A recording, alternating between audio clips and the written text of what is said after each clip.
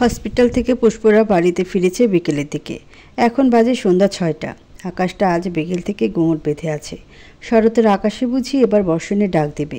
সারাদিন শুভ্র মেঘেরা আকাশে উড়োউড়ি করছে, অথচ বিকেলের পর থেকে সেখানে কালো মেঘের ঘন ঘটা। চৌধুরী বাড়ির ড্রয়িং রুমে চিন্তিত হয়ে বসে আছেন সকলে। প্রার্থ পুষ্পদের বাড়িতে পৌঁছে দিয়ে গেছে থানায় রাজীবের ম্যাটার ক্লোজ করতে। পুষ্পর জ্ঞান ফেরার পর তাকে জিজ্ঞাসাবাদ করা হয়, তখনই তারা জানতে পারে সব। রাজীবের পুরো দলকে জেলে দেওয়া হয়েছে। তার আনুষঙ্গিক কাজ নিপটাতে প্রার্থকে থানায় যেতে হয়েছে। ওদের একটা পার্মানেন্ট ব্যবস্থা করেই ফিরবে, কিন্তু চিন্তা আরেক জায়গায়। সে গিয়েছে বিকেল 4টার দিকে, এখনও ফিরেনি। এদিকে আকাশের অবস্থা খুব একটা ভালো না, যখন তখন ঝপঝপিয়ে বৃষ্টি পড়বে। তার উপর আবার নিয়ে গেছে বাইক, বৃষ্টি হলেই ভিজে যাবে। বাড়িতে তাদের গাড়ি ছিল দুটো, একটা আশরাফের আরেকটা প্রার্থর। তারটা তো কাল পুড়িয়েই গেল আগুনে। নিজেদের গাড়ি রাখার গ্যারেজে অনেকদিন যাবৎ তার শখের বাইকটা পড়েছিল, সেটাই বের করেছে এখন। পূর্ণিমা বেগম ছেলেকে বাইক চালাতে দেয় না। একবার বাইক অ্যাক্সিডেন্ট করেছিল, সেই থেকে ভদ্রমহিলার ভয় বাইকে। তিনি কিছুতেই বাইক চালাতে দেবে না। প্রার্থ না পেরে রাজি হয়ে গেছে, কিন্তু বাইকটা শখের ছিল বলে আর বিক্রি করেনি, গ্যারেজে রেখে দিয়েছিল। এখন প্রয়োজনের সময় কাজে লাগাতে পারছে। অনেকক্ষণ যাবৎ লিভিং রুমে সোফায় বসে আছে পুষ্প। এবার একটি পিঠ এলিয়ে দিতে ইচ্ছে করছে। প্রার্থ জোর করে এ বাড়িতে নিয়ে এলো তাকে। প্রত্যয় সাহেবও মেয়েকে যেতে দিবে না বলে পণ নিয়েছিল, কিন্তু প্রার্থ জেদের কাছে হেরে গেছে। সে সবাইকে উপেক্ষা করে পুষ্পকে কোলে করেই নিয়ে বেরিয়ে পড়েছে। কেউ আর আটকাতে পারেনি তখন। পুষ্প হতবিহ্বল চোখে তাকিয়েছিল। তার হাজার চেষ্টাও কাজ হয়নি, প্রার্থ তাকে নিয়ে এসেছে। অজ্ঞতা সাথে প্রিয়াকেও আসতে হয়েছে। সে তো আরও আসতে চাইছিল না এই বাড়ি। দু বোনের যেন মুখ উঠে গেছে বাড়ি থেকে, তবুও তাদের আসতে হলো। প্রিয়াকে সবাই জোর করে এখানেই পাঠালো পুষ্পর জন্য। অসুস্থ বোন যেটুকু কাজে লাগে সেটুকুই আসান। মেয়েটার আবার কলেজও খুলে গেছে অনেক আগে। নিজেদের বাড়ি থেকেই কলেজে যেত এতদিন, এবার যে কয়দিন এবারই থাকবে সেই কয়দিন এখান থেকেই সব হবে। পুষ্পর পরনে সাদা একটা কামিজ, শাড়ি পরেনি আজ।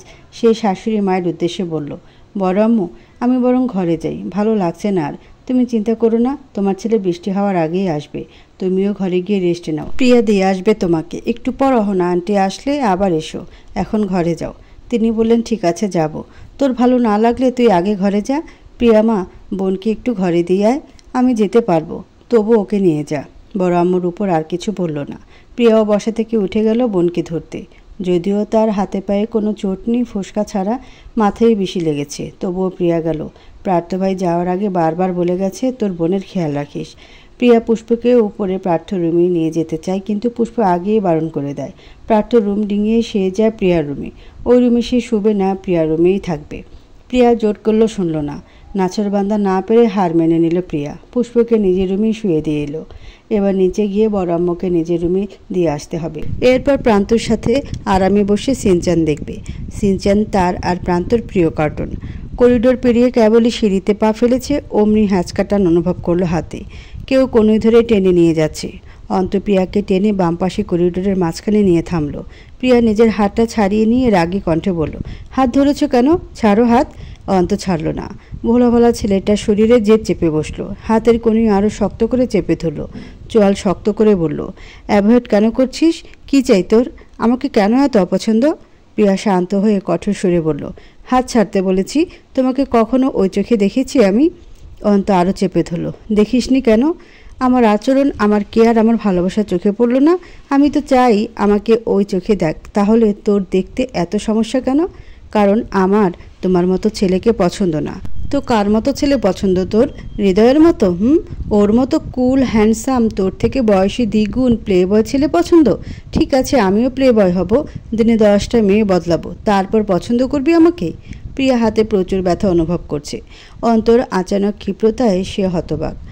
হাতটাও এত জোরে ধরেছে, চোখে জল চলে এসেছে ব্যথায়। চোখের কোটরে জমা জল নিয়ে চোখে তাকালো। বলল, ছাড়ো প্লিজ, ব্যথা পাচ্ছি। প্রিয়ার চোখে তাকাতে তার কোটর জমা জল এসে বুকে লাগলো। তার জন্য বুঝি তার প্রিয়া ব্যথা পেল। সাথে সাথে রাগ ঢাক গিলে নিল। ছেড়ে দিল প্রিয়ার হাত। হাত ছাড়া পেয়ে প্রিয়া আবার জ্বলে উঠল। রাগত সুরে বলল, তোমার বয়স কত বলো তো? 20, আর আমার বয়স 17। মাত্র 3 বছরের বড় তুমি আমার এত কম এজের ছেলে পছন্দ নয়। হ্যাঁ, আমার পছন্দ হৃদয় ভাইয়ের মতো ছেলে, তবে তাকে এখন আর পছন্দ নয়, সে অন্য কারো। আমি আর কাউকে মন দেব না, ওইটুকুনি মন আমার, ওটা ভবিষ্যৎ জামাইয়ের জন্য রেখে দেব। অন্ত অকপটে বলে দিল, ওইটাই আমিই হব। জামাই হওয়ার পর দেওয়ার চেয়ে ভালো এখনই দিয়ে দে, তাতে আমার কষ্টটা যদি একটু কমে। প্রিয় বিরক্ত হলো প্রচুর, চোখ মুখ কুঞ্চিত করে বলল, আশ্চর্য তো। এই, তোমার বয়স কত? মাত্র 20 বছরের একটা ছেলে হয়ে তুমি আমার পেছনে এভাবে পড়ে আছো? তোমার বিয়ের বয়স হয়েছে? আমি কি বলেছি এখনই বিয়ে করব? যেভাবে আমার মনটা নিয়ে রেখেছিস সেভাবে তোর মনটাও আমার কাছে থাকলেই চলবে আপাতত। কখনোই না। তুমি এইসব আবেগের বশে বলছো, বুঝেছ? তোমার বয়স তো অল্প, এই জন্য এগুলো বুঝো না। তুমি তো পুষ্প আপুর 5 মাসের ছোট। তোমাকে কি করে? না না, কখনোই না। বয়স কম আমার না তোর। ভালোবাসা আবেগ বোঝার ক্ষমতা আছে আমার। গুনে গুনে 3 বছরের বড় আমি তোর। আর কত চাস? মানুষ সেম এজের মানুষকে বিয়ে করে, আর সেখানে আমি তোর 3 বছরের বড়। তো সমস্যা কোথায়? সমস্যা আছে, আমার তোমাকে পছন্দ না। তোমার আমার মাঝে এমন সম্পর্ক গড়ে ওঠা সম্ভব নয়। ভুলে যাও আমাকে। অন্তর্প্রেমিক সত্তা নড়ে উঠল, নরম হয়ে আসলো সে। যে মেয়েকে একদিন না দেখলে 10 দিন ঘুম হয় না, তাকে সে কোনোদিন পাবে না, সে অন্য কারো বউ হয়ে যাবে একদিন। ভাবলে অন্তরাত্মা শুকিয়ে যায়। সে 2 কদম এগিয়ে যায় প্রিয়ার দিকে। প্রিয়া এক হাত ধরে নিজের মুঠোয় পুরে নিভু নিভু কণ্ঠে বলে, ভালোবাসি প্রিয়া, কেন বুঝিস না? তুই ছাড়া অন্তর ভেতরটা শূন্য প্রিয়া। 2 বছর ধরে তোকে বুকে আগলে রেখেছি, সেখানে এভাবে দগ্ধ করে যাস না প্লিজ। প্রিয়ার চোখ অন্তর চোখে, সে চোখে যেন কত কষ্ট লুকিয়ে, সব কষ্ট প্রিয়াকে না পাওয়া নিয়ে। চোখে তার আকুতি প্রিয়াকে নিজের করার। প্রিয়া সে চোখে বেশিক্ষণ সময় তাকিয়ে থাকতে পারল না। শীতল হয়ে আসলো শরীর। কানে বাজলো অন্তর ভালোবাসি প্রিয়া কথাটা। গায়ে কাটা দিল আবার। প্রিয়া চোখ সরিয়ে শান্তভাবে বলল, হাত ছাড়ো। অন্ত তাও ছাড়ল না। নিজের মতো করে আবারও বলল, সবাই তোকে প্রিয় বলে ডাকে। আমি প্রিয়া কেন ডাকি জানিস? কারণ তুই আমার প্রিয়া, আমার অন্তপ্রিয়া। অন্তরের বিশেষ জায়গায় তোকে রেখেছি, যেখানে কখনো কেউ জায়গা করতে পারবে না।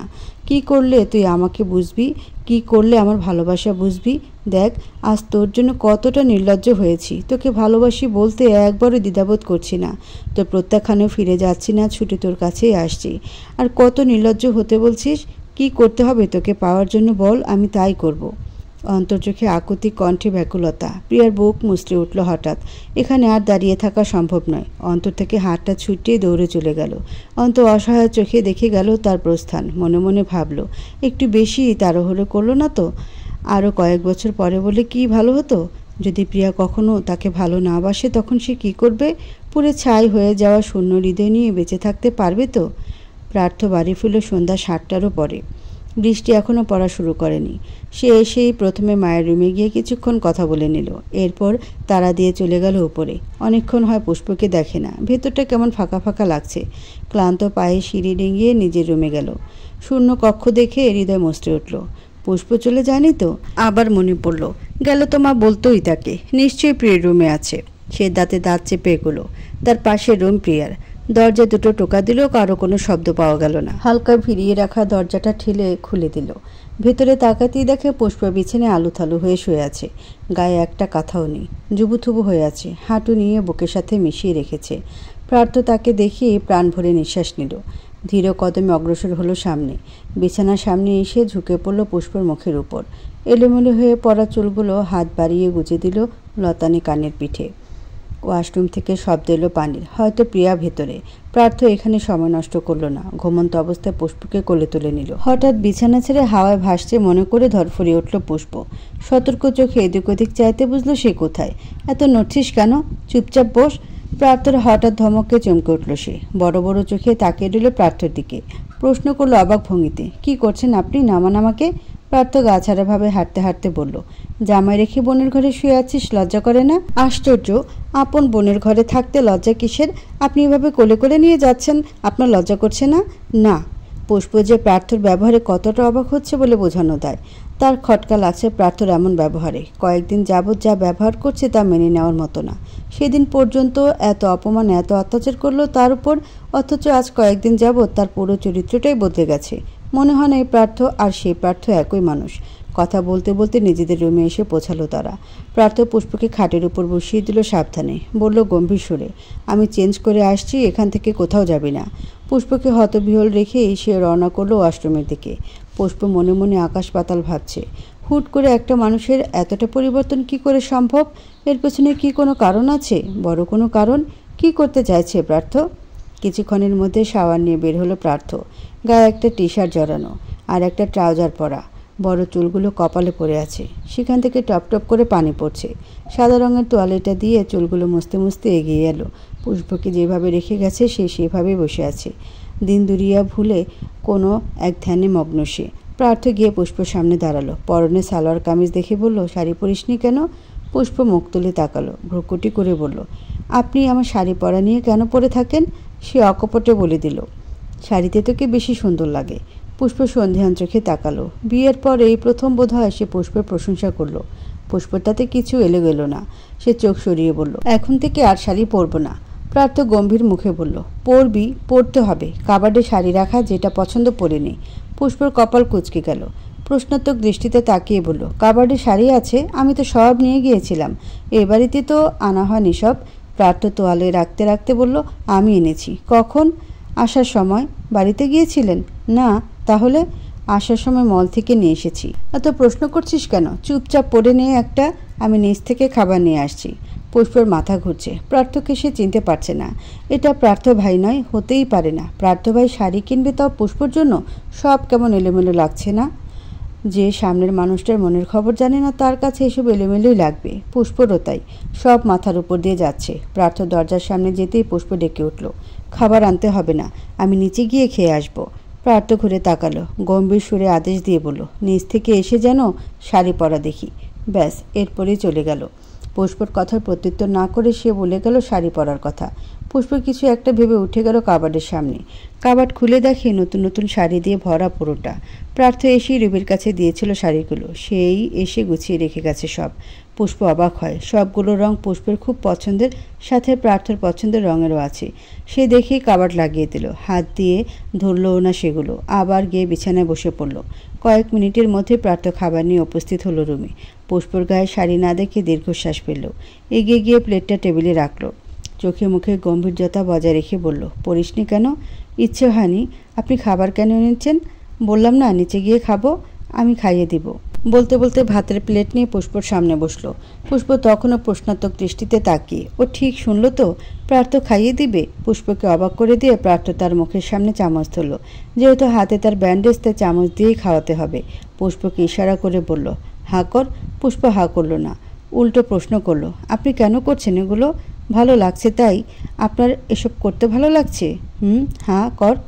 পুষ্পর মন মানছে না। এমন ব্যবহার কেন করছে? এই প্রশ্নে মাথায় কিলবিল করছে। সে আবারও বলল, আপনার কিছু হয়েছে? কি চাইছেন আপনি? প্রার্থর মেজাজ চটল, দাঁতে দাঁত চেপে বলল, আপাতত খাইয়ে দিতে চাইছি। আমার অসুস্থতায় আমার সেবা করেছিলি, খাইয়ে দিয়েছিলি না, তাই আমিও তাই করছি। তো ঋণ শোধ করে দিতে চাইছি, হাঁ কর, না হলে বা হাত দিয়ে একটা চর মারবো গালে। লাস্টের ধমকে আতকে উঠল পুষ্প। বেশ উচ্চ শব্দেই ধমকে উঠেছে সে। পুষ্প হাঁ করলো সাথে সাথে, আর কোনো কথা বলল না। প্রার্থ চুপচাপ খাইয়ে দিল। পুষ্প চুপচাপ খেয়ে গেল। খাওয়া শেষ করে আবার ওষুধও খাইয়েছে নিজে হাতে। হাতের ফোসকা পড়ার জায়গায় আঙ্গুলের ডগা দিয়ে ওষুধও লাগিয়ে দিয়েছে। পুষ্পকে শুয়ে দিয়ে গেছে নিচে মায়ের কাছে। রাত তখন বাজে 10টা কি 11টা। প্রার্থ নিচে থেকে মাত্র এলো। পুষ্প শুয়ে আছে বিছানায়, চোখ বন্ধ। প্রার্থ রুমের লাইট নিভিয়ে দরজা লাগিয়ে বিছানায় এলো। পুষ্পের পাশের জায়গাটা দখল করে নিল। বাইরের জানালা দিয়ে হিড়হিড়িয়ে বাতাস আসছে। একটু আগে বৃষ্টি হয়েছে। এখন পরিবেশটা ঠান্ডা ঠান্ডা। জানালা গলিয়ে আসা বাতাসটা অনেক ঠান্ডা। এসি অন ছিল রুমের। সে রিমোট চেপে বন্ধ করে দিল এসিটা। জানালা দিয়ে আসা বাতাসের তোপে পুষ্পের মসৃণ চুলগুলো মুখের উপর নাচানাচি করছে। ডিম লাইটের আলোতে সে মুখটা পুষ্পদ্বীপের মতো মুগ্ধতা ছড়াচ্ছে, যেটা গিয়ে বিচ্ছে প্রার্থর বুক জুড়ে। এত নজর কাড়া মুখটার থেকে নজর সরাতে ইচ্ছে করছে না। প্রার্থ উঠে পুষ্পর উপর ঝুঁকে পড়ল। ফু দিয়ে মুখের উপরের চুল সরিয়ে দিল। তাকে ডাকলো হাসকি সুরে, ফুল। পুষ্প তখনও পুরোপুরিভাবে ঘুমায়নি। কাঁচা ঘুমটা ভেঙে গেল ফুল ডাক শুনে।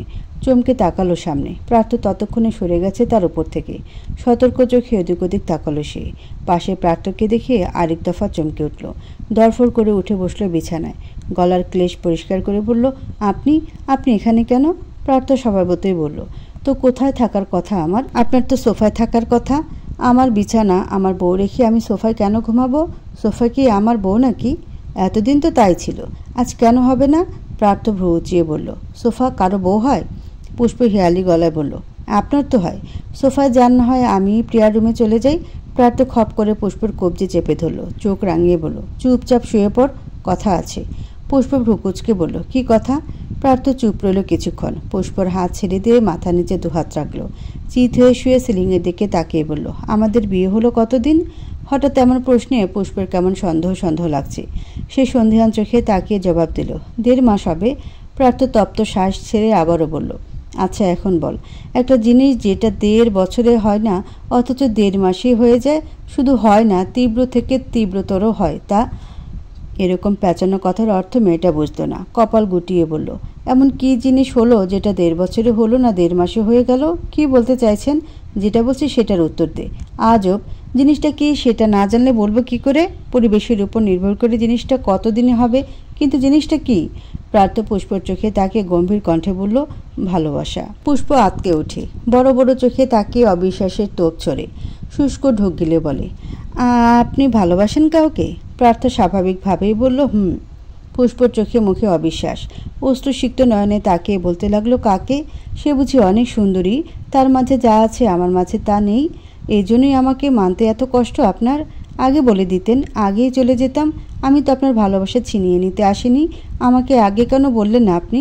আগে বললে তো আর এতদিন পরে থাকতাম না এখানে, তাকে নিয়ে সুখী সংসার করতে পারতেন। কিন্তু এখন তো চলে যাচ্ছিলাম আমি, এখন কেন আবার নিয়ে এলেন? ও বুঝেছি, ডিভোর্সের জন্য এত নাটক, এত ভালো ব্যবহার। আপনি আমাকে এখনও চিনলেন না? আপনি শুধু ডিভোর্স লেটারটা পাঠিয়েই দিতেন, আমি নির্দ্বিধায় সাইন করে দিতাম। এত নাটক করার তো কোনো প্রয়োজন ছিল না। আমি তো।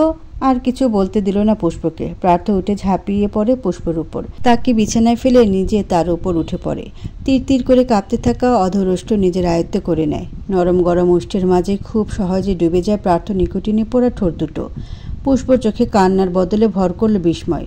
গোল গোল চোখে তাকালো সামনে। সেখানে দেখা গেল প্রার্থর বুজে রাখা আবেশমাখা দুটো চোখ।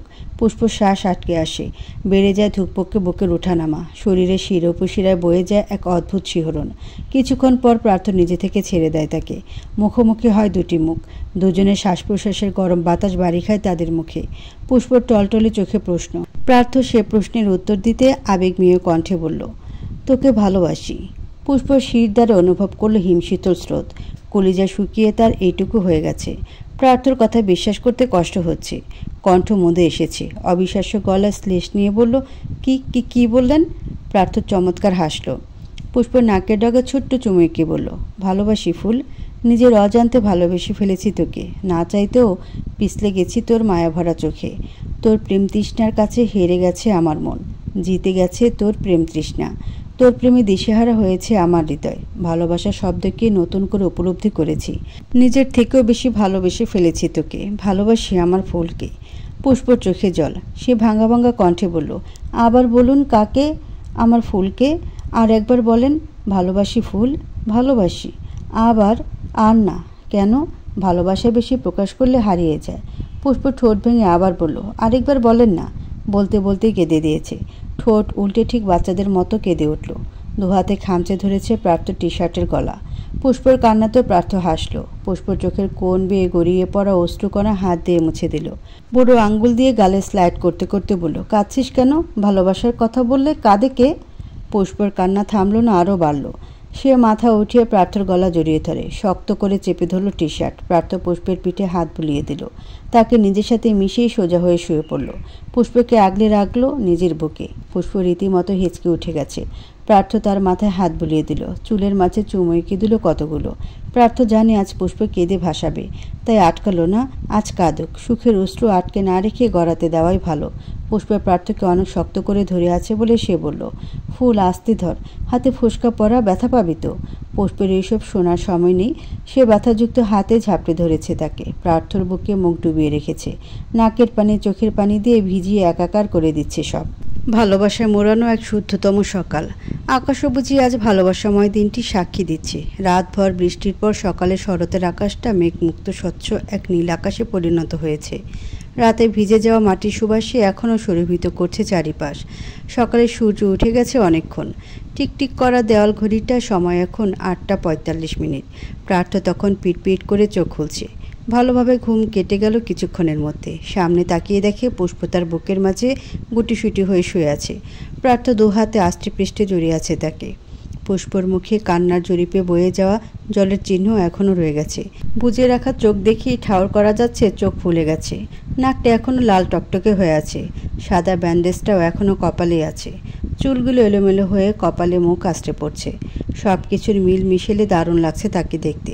সকাল সকাল এরকম স্নিগ্ধ মুখটা দেখে প্রার্থর ভেতরটা জুড়িয়ে যায়। কিছুক্ষণ এক দৃষ্টে তাকিয়ে থাকে, অতঃপর ঠোঁট বাড়িয়ে ছুঁয়ে দেয় শুভ্র ব্যান্ডেজে ঢাকা কপালটা। প্রার্থ কি কখনো ভেবেছিল এই মেয়েটাকে সে এতটা ভালোবাসবে? সে কি ভেবেছিল পুষ্প ছাড়া প্রার্থর পৃথিবী অন্ধকার হবে কখনো? সে তো চেয়েছিল পুষ্পর জীবন অন্ধকারে ভরিয়ে দেবে, অথচ সে মেয়ে তাকে এই ঘোল খাইয়ে দিল। যাক দিয়েছে ভালোই হয়েছে, তা না হলে যে এত সুন্দর অনুভূতিগুলো মিস করে যেত। মনে মনে এসব ভেবে নিজে নিজেই হাসে প্রার্থ। আবারও ঠোঁট বাড়ায় চুমু খেতে। এবার সেটা বাড়ায় পুষ্পর গোলাপি রঙে রাঙানো পাতলা অধর ভাজে। দু চোখের পাতাতেও দুটো চুমু খায়। রাত কয়টা পর্যন্ত যে কেঁদেছে মেয়েটা সে নিজেও জানে না। বাধাও দেয়নি তাকে। পুষ্প কেঁদেছে, প্রার্থ হেসেছে। দারুণ মজা লেগেছে তার। এরকম ভালোবাসা দেখলেও তো সুখ, তাই প্রার্থ থামায়নি তাকে। প্রার্থর বুকে তাকে পাওয়ার খুশিতে তো কাঁদবে, এটাতে বাধা দেওয়া যায়? সকালে মনের আশ মিটিয়ে তাকে দেখে নিল। এখন থেকে রোজ রোজ পুষ্পের এমন পুষ্পরঞ্জিত মুখখানা দেখতে পাবে, এটা ভেবে মন উতলা হচ্ছে। প্রার্থর এক হাত রাখা পুষ্পের মাথার নিচে, অন্য হাত তার পিঠে নিচে। মোট কথা বুকের সাথে ঝাপড়ে ধরে আছে তাকে। পুষ্প মুখটা একেবারে তার বুকে ঠেকিয়ে রেখেছে। এখানে ঢুকে যেতে পারলে বোধহয় ভালো হতো। প্রার্থ এক হাত এনে রাখলো পুষ্পের মসৃণ গালে। আলগোছে ডাকলো তাকে, ফুল ঘুম হয়েছে? Wake up my flower. পুষ্প ঘুমের মাঝে নড়ে উঠল, আরও গভীরভাবে ধরে রাখলো তাকে। প্রার্থর ডাকতে ইচ্ছে করছে না পুষ্পকে, তবুও ডাকতে হবে। সে আবারও একইভাবে নরম সুরে ডাকলো, ফুল, এই ফুল। দুই ডাকেই বাঁধা উঠে গেছে। চোখ পিটপিট করে তাকাচ্ছে। প্রার্থ বলল, গুড মর্নিং মাই ফ্লাওয়ার। পুষ্প প্রার্থর দিকে তাকালো। লজ্জায় লাল হয়ে গেল সাথে সাথে। আজ প্রথমবার মনে হয় প্রার্থকে দেখে তার এত লজ্জা লাগছে। প্রার্থর দিকে তাকিয়ে থাকতে পারল না। লজ্জায় আবার মুখ গুজল তার বুকে। আচানক ছিটকে সরে এলো সেখান থেকে। মাত্রই মুখ গুজেছিল প্রার্থর বুকে, কিন্তু হঠাৎ ঝাটকা দিয়ে দূরে সরে এলো। চোখে লজ্জা নেই, সেখানে কেমন ভয়। প্রার্থ ভ্রু কুঁচকে গেল। সরু দৃষ্টিতে তাকিয়ে গম্ভীর কণ্ঠে প্রশ্ন করল, কি হয়েছে? পুষ্প সন্দেহ নিয়ে বলল, আপনি কে? প্রার্থ ধরফরিয়ে উঠে বসল। আমি কে মানে? আপনি কে মানে আপনি কে? প্রার্থ আবারও সরু দৃষ্টিতে তাকালো। বলল, আমি তোর হাজবেন্ড। আর কোনো পরিচয় লাগবে? আপনি প্রার্থ ভাই নন। প্রার্থ ভাই আমার সাথে এইভাবে কথা বলে না, বলতে পারে না। আপনি কে বলেন? প্রার্থ আর অবাক হলো না। যা বোঝার বুঝে নিয়েছে। প্রার্থর ভালো মানুষই হজম হচ্ছে না পুষ্পর। সে গা ছাড়া ভাবে বলল, আমাকে প্রার্থ না মনে হওয়ার কারণ? বললাম তো প্রার্থ ভাই এভাবে কথা বলে না। সে তো ওত পেতে থাকে, কখন আমাকে অপমান করবে, কখন আমাকে তুলে আছাড় মারতে পারবে সে নিয়ে। সে কখনো ভালোবাসার কথা বলবে না। প্রার্থ উঠে দাঁড়ালো। টি শার্ট ঠিক করে চপ্পল পায়ে এসে দাঁড়ালো পুষ্পর পাশে। সে বিছানায় বসে আছে। প্রার্থ বিছানা দু হাত রেখে ঝুঁকে পড়ল তার উপর। দুটি মৃগ নয়নের সন্ধি ঘটিয়ে বলে উঠল, আচ্ছা আমি প্রার্থ নই তো সেটা এখন কি করে বুঝলি? রাতে কেন বুঝলি না? রাতে তো চুমু খাচ্ছিলি, কাঁদছিলি, বুকের মাঝে খাপটি মেরে শুয়েছিলি, তখন মনে হলো না আমি প্রার্থ নই? ছি ফুল, পরপুরুষের সাথে কাটালি সারা রাত, আমার কথা একবারও ভাবলি না? প্রার্থর কণ্ঠে নাটকীয়তা। পুষ্প নাক মুখ কুঁচকে বলল, চুমু আমি খাইনি, আপনি খেয়েছেন। আর তখন আবেগে কেঁদে ফেলেছি, এখন উপলব্ধি করছি আপনার দ্বারা ভালোবাসা সম্ভব না। চুমু তুই খাস বা আমি, বিষয়টা একই। Whether I kissed you or you kissed me, our lives still ended up together, right? Pushpa লজ্জায় লাল হয়ে গেল। সুন্দর গাল দুটো ব্লাশ করলো লজ্জায়। পেছনে হেলে গেল খানিকটা। মাথা তুলে কোনো মতে বলল, এরকম কথাও প্রার্থ ভাই বলে না। প্রার্থ আরেকটু ঝুঁকে পড়ল। নিশাতুর কণ্ঠে বলল, তোর প্রার্থ কি কি বলতে পারে তা এখনও তুই জানিস না, আস্তে আস্তে জেনে যাবি। প্রার্থ উঠে দাঁড়ালো। ফ্রেশ হতে যাওয়ার জন্য ঘুরে পা বাড়াতেই পুষ্প পিছু ডাকলো, শুনুন। প্রার্থ দাঁড়ায়। পেছনে ঘুরে বলে, শুনছি। পুষ্প পাশের জায়গা দেখিয়ে বলল, বসুন এখানে। প্রার্থ বসল। পুষ্প রহস্যে বলতে শুরু করলো, আপনার হঠাৎ কি হয়েছে সত্যি করে বলবেন? আমার কেন আপনাকে বিশ্বাস হচ্ছে না? দেখুন, আমার মন নিয়ে খেলবেন না। অনেক কষ্টে মনটাকে শক্ত করেছিলাম, আপনি সেটা আবার নরম করে দিচ্ছেন। এভাবে নরম করে একেবারে ভাঙবেন না দয়া করে। আপনার কি চাই বলুন? ডিভোর্স চাই নাকি দেহ চাই? প্রার্থ হুট করে উঠে দাঁড়ায়। পুষ্পর কোমর টেনে তাকে দাঁড় করায় সামনাসামনি। নিজের সাথে মিশিয়ে দাঁড় করিয়ে চোয়াল শক্ত করে বলে, থাপ্পড় দিয়ে গালের সবগুলো দাঁত ফেলে দেব। আর একবার যদি এই দুটোর কথা উচ্চারণ করিস, তোর দেহ চাইলে এখন কেন, প্রথম রাতেই পেয়ে যেতাম। তবুও তোর যদি এতই সন্দেহ জাগে তবে তোকে ছুব না। তুই না বলা অবধি তোকে গভীরভাবে কখনোই ছুব না। আর রইল ডিভোর্স, সেটার কথা ভুলে যা। এই জন্মে তোর আমার থেকে মুক্তি পাওয়া হবে না। ইহকালেও তুই আমার, পরকালেও তুই শুধু আমারই থাকবি। পুষ্পর চোখ জলে টইটম্বর হয়ে আছে। সে নাক টেনে বলল, এতদিন তো খুব ঘৃণা ছিল, এখন হঠাৎ প্রেম হয়ে গেল শুনলে তো কে বিশ্বাস করবে শুনি? প্রার্থর রাগ কমে এলো। এক হাত তুলে পুষ্পের মাথায় হাত বুলিয়ে দিল। কণ্ঠ যথাসম্ভব মোলায়েম রেখে বলল, তুই তো বলতি ঘৃণা থেকেও প্রেম জন্মায়, প্রথম দেখাতেও ভালোবাসা হয়, ভালোবাসার কোনো কারণ লাগে না। এগুলো তো তুই বলতি, ভুলে গেলি? আমাদের মাঝের লড়াইয়ে তোর জিত হয়েছে, তাহলে জিত মেনে নিতে পারছিস না কেন? পুষ্প অশ্রুমাখা চোখে তাকিয়ে আটকে আসা গলায় বলল, এত তাড়াতাড়ি জিতে যাব ভাবিনি তো, এই জন্য বোধহয় মানতে কষ্ট হচ্ছে। আপনি আমাকে ভালোবাসতে পারেন, এটা আমার কাছে অভাবনীয় বিষয়। প্রার্থ পুষ্পের কপল বেয়ে পড়া এক ফোঁটা জল আঙ্গুল দিয়ে মুছে পড়ল। শোন ফুল, এই শেষবার বলছি, ভালোবাসি তোকে। ভালোবাসি আমার সেই ফুলকে, যে ফুলের প্রতিটি নিঃশ্বাসে আমার বসবাস, যে ফুলের সমস্ত কিছুতে শুধু আমারই অধিকার। এই লাস্ট বার বললাম, এরপর আর কখনো বলবো না ভালোবাসি। ভালোবাসা বেশি প্রকাশ করতে নেই, বুঝেছিস? পুষ্প ঠোঁট উল্টে কেঁদে দিল। প্রার্থ তার কপালে দীর্ঘ চুম্বন এঁকে দেয়। পুষ্পর মাথা নিজের বুকের সাথে মিশিয়ে রাখল। বেলা বাজে 9টার উপরে এখনও ঘুম থেকে উঠেনি লাট সাহেবের বেটা অর্ণব। তার মা এসে দুবার দরজা ধাক্কিয়ে গেছে, তবুও উঠাতে পারেনি তাকে। অর্ণবের মা অন্তরা বেগম আবার এসে দরজা ধাক্কিয়ে ডাকলেন ছেলেকে, এই অর্ণব, দরজা খোল। ওর বাবা, কখন থেকে ডাকছি, তোকে দিয়ে দরকার আছে তো আমার। অর্ণব। বিরক্তিতে চোখ মুখ কুঁচকে আসলো ছেলেটার। এমনিতে রাতে সে ঘুমাতে পারে না, কিছুতেই ঘুম হয় না, তার উপর সকালেও একটু শান্তিতে ঘুমানো যায় না। অসহায় ছেলেটা শেষমেশ মায়ের এত ডাকে উঠেই পড়ল। এলোমেলো অবস্থায় চপল পায়ে গিয়ে দরজাটা খুলে দিল। অন্তরা বেগম ছেলেকে ঘুমে টলতে দেখে বললেন, রাতে ঘুম হয়নি? অর্ণব দুপাশে মাথা নাড়লে তিনি আবার বললেন, এর জন্য বলি বিয়ে কর, বিয়ে করলে সব ঠিক হবে। বিরক্তিতে মুখটা তেতো হয়ে গেল তার। মুখের সূচক শব্দ করে বলল, আমো, বিয়ে কি সব কিছু সলিউশন? সারাক্ষণ বিয়ে বিয়ে কেন করো বলো তো? যখন আমি বিয়ে করতে চেয়েছিলাম তখন বললে আমার বিয়ের বয়স হয়নি, এখন কেন এত জোর করছো? তো তখন তোর বয়স কত ছিল? এখন তুই বিয়ের যোগ্য, এখন বিয়ে করলে সমস্যা কি? যা ফ্রেশ হয়ে ডাইনিং আয়, তোর বাবা কথা বলবে তোর সাথে। অর্ণব আসছি বলে মুখটা বাংলার পাঁচের মতো করে বাঁকিয়ে ভেতরে চলে গেল। বিয়ে বিয়ে প্যারা আর ভাল লাগে না তার। শান্তিতে ব্যাচেলার লাইফ কাটাচ্ছিল, তাও কাটাতে দিচ্ছে না কেউ। কিছুক্ষণ পর সে ফ্রেশ হয়ে উপস্থিত হয় বাবার সামনে। খাবার টেবিলে বসে আছেন আনোয়ার সাহেব। অর্ণব চেয়ার টেনে বসে বলল, কি হয়েছে আব্বু, ডেকেছিলে কেন? ভদ্রলোক বললেন, বয়স তো কম হলো না, বিয়ে শাদী কি করবে না? এখন আমার বিয়ে করার কোনো ইচ্ছে নেই আব্বু। অন্তরা বেগম প্লেটে খাবার দিতে দিতে বললেন, এখন করবি না তো কখন করবি? বয়স হচ্ছে না আমাদের? ছেলের বউ, নাতি নাতনি কি দেখবো না? তোর সব বন্ধুর বিয়ে হয়ে যাচ্ছে। কার্তিক সেদিন বিয়ে করলো। পার্থ মাশাআল্লাহ কি সুন্দর বউ। হৃদয়ের হবু বউটাও কি সুন্দর। এখন বাকি শুধু তুই আর রকি। তোরা কি বিয়েই করবি না বলে পণ করেছিস? অর্ণব বিরক্তিতে নাক মুখ কুঁচকে বলল, আহ আম্মু, সবসময় বিয়ে নিয়ে কেন পড়ে থাকো? বিয়ে করলে কি সব ঠিক হবে? সব ঠিক হওয়ার কি আছে? সব তো ঠিকই আছে। আমার লাইফ আমার মতোই চলছে, বিয়ে করার কোনো প্রয়োজন আছে? অর্ণবের বাবা বললেন, অবশ্যই আছে। তুমি আমার একমাত্র সন্তান। তোমার পরেও তো এই পরিবারের কোনো উত্তরাধিকার লাগবে। বিয়ে তোমাকে করতেই হবে। অর্ণব হাল ছেড়ে দিল, দীর্ঘশ্বাস ছেড়ে বলল, ঠিক আছে, যা ইচ্ছে করো। তোমাদের যাকে পছন্দ হয় তাকেই গলা ঝুলিয়ে দাও। অন্তরা বেগম বললেন, গলা ঝুলিয়ে দাও আবার কি কথা? বিয়ে হলে বউয়ের দায়িত্ব নিবে না? বললাম তো, যা ইচ্ছে করো। এ নিয়ে আর কোনো প্রশ্ন করো না তো। যেদিন বিয়ে সেদিন জানিয়ে দিও, গিয়ে বিয়ে করে চলে আসবো। চলবে? সে রাগ করে উঠে চলে গেল। খাবারে হাতও দিল না। তার মা তাকে কত ডাকলো, তাও কাজ হলো না। বাইকের চাবি নিয়ে বেরিয়ে গেল বাড়ি ছেড়ে। সকালের খাবার খাওয়া শেষ সকলের। প্রিয়া একেবারে কলেজ ড্রেস পরে বেরিয়েছে। খাবার খেয়ে উঠে দাঁড়ালো। কলেজে যাবে এখন। অন্তও বেরিয়েছে ভার্সিটি যাওয়ার উদ্দেশ্যে। প্রার্থ সোফায় বসে ফোন দেখছিল। কিছু জরুরি কাজ আছে তার। প্রিয়াকে ডেকে বলল, একা যাস না, অন্তর সাথে যা। বাড়িতে এখন গাড়ি নেই, ও ভার্সিটি যাওয়ার পথে দিয়ে যাবে তোকে। প্রিয়া মুখ গোমরা করে বলল, লাগবে না ভাই, আমি একাই যেতে পারবো, রাস্তা অনেক রিক্সা আছে। প্রার্থ ফোন থেকে চোখ সরিয়ে রাখল প্রিয়ার উপর। গম্ভীর মুখে বলল, একা যেতে বারণ করেছি আমি, অন্ত পৌঁছে দিবে। এরপর অন্তর দিকে তাকিয়ে বলল, ওকে ঠিকঠাক নামিয়ে দিয়ে তুই ভার্সিটি যাবি, টাকা আছে কাছে, নিয়ে যা আমার থেকে। অন্ত প্রিয়ার হাত ধরে বলল, লাগবে না ভাই, আছে আমার কাছে। প্রিয়াকে চল বলে টানতে টানতে নিয়ে গেল। পুষ্প তখনই এলো ড্রয়িং রুমে। পেছন থেকে ওদের সাবধান করে বলল, সাবধানে যাস দুজন।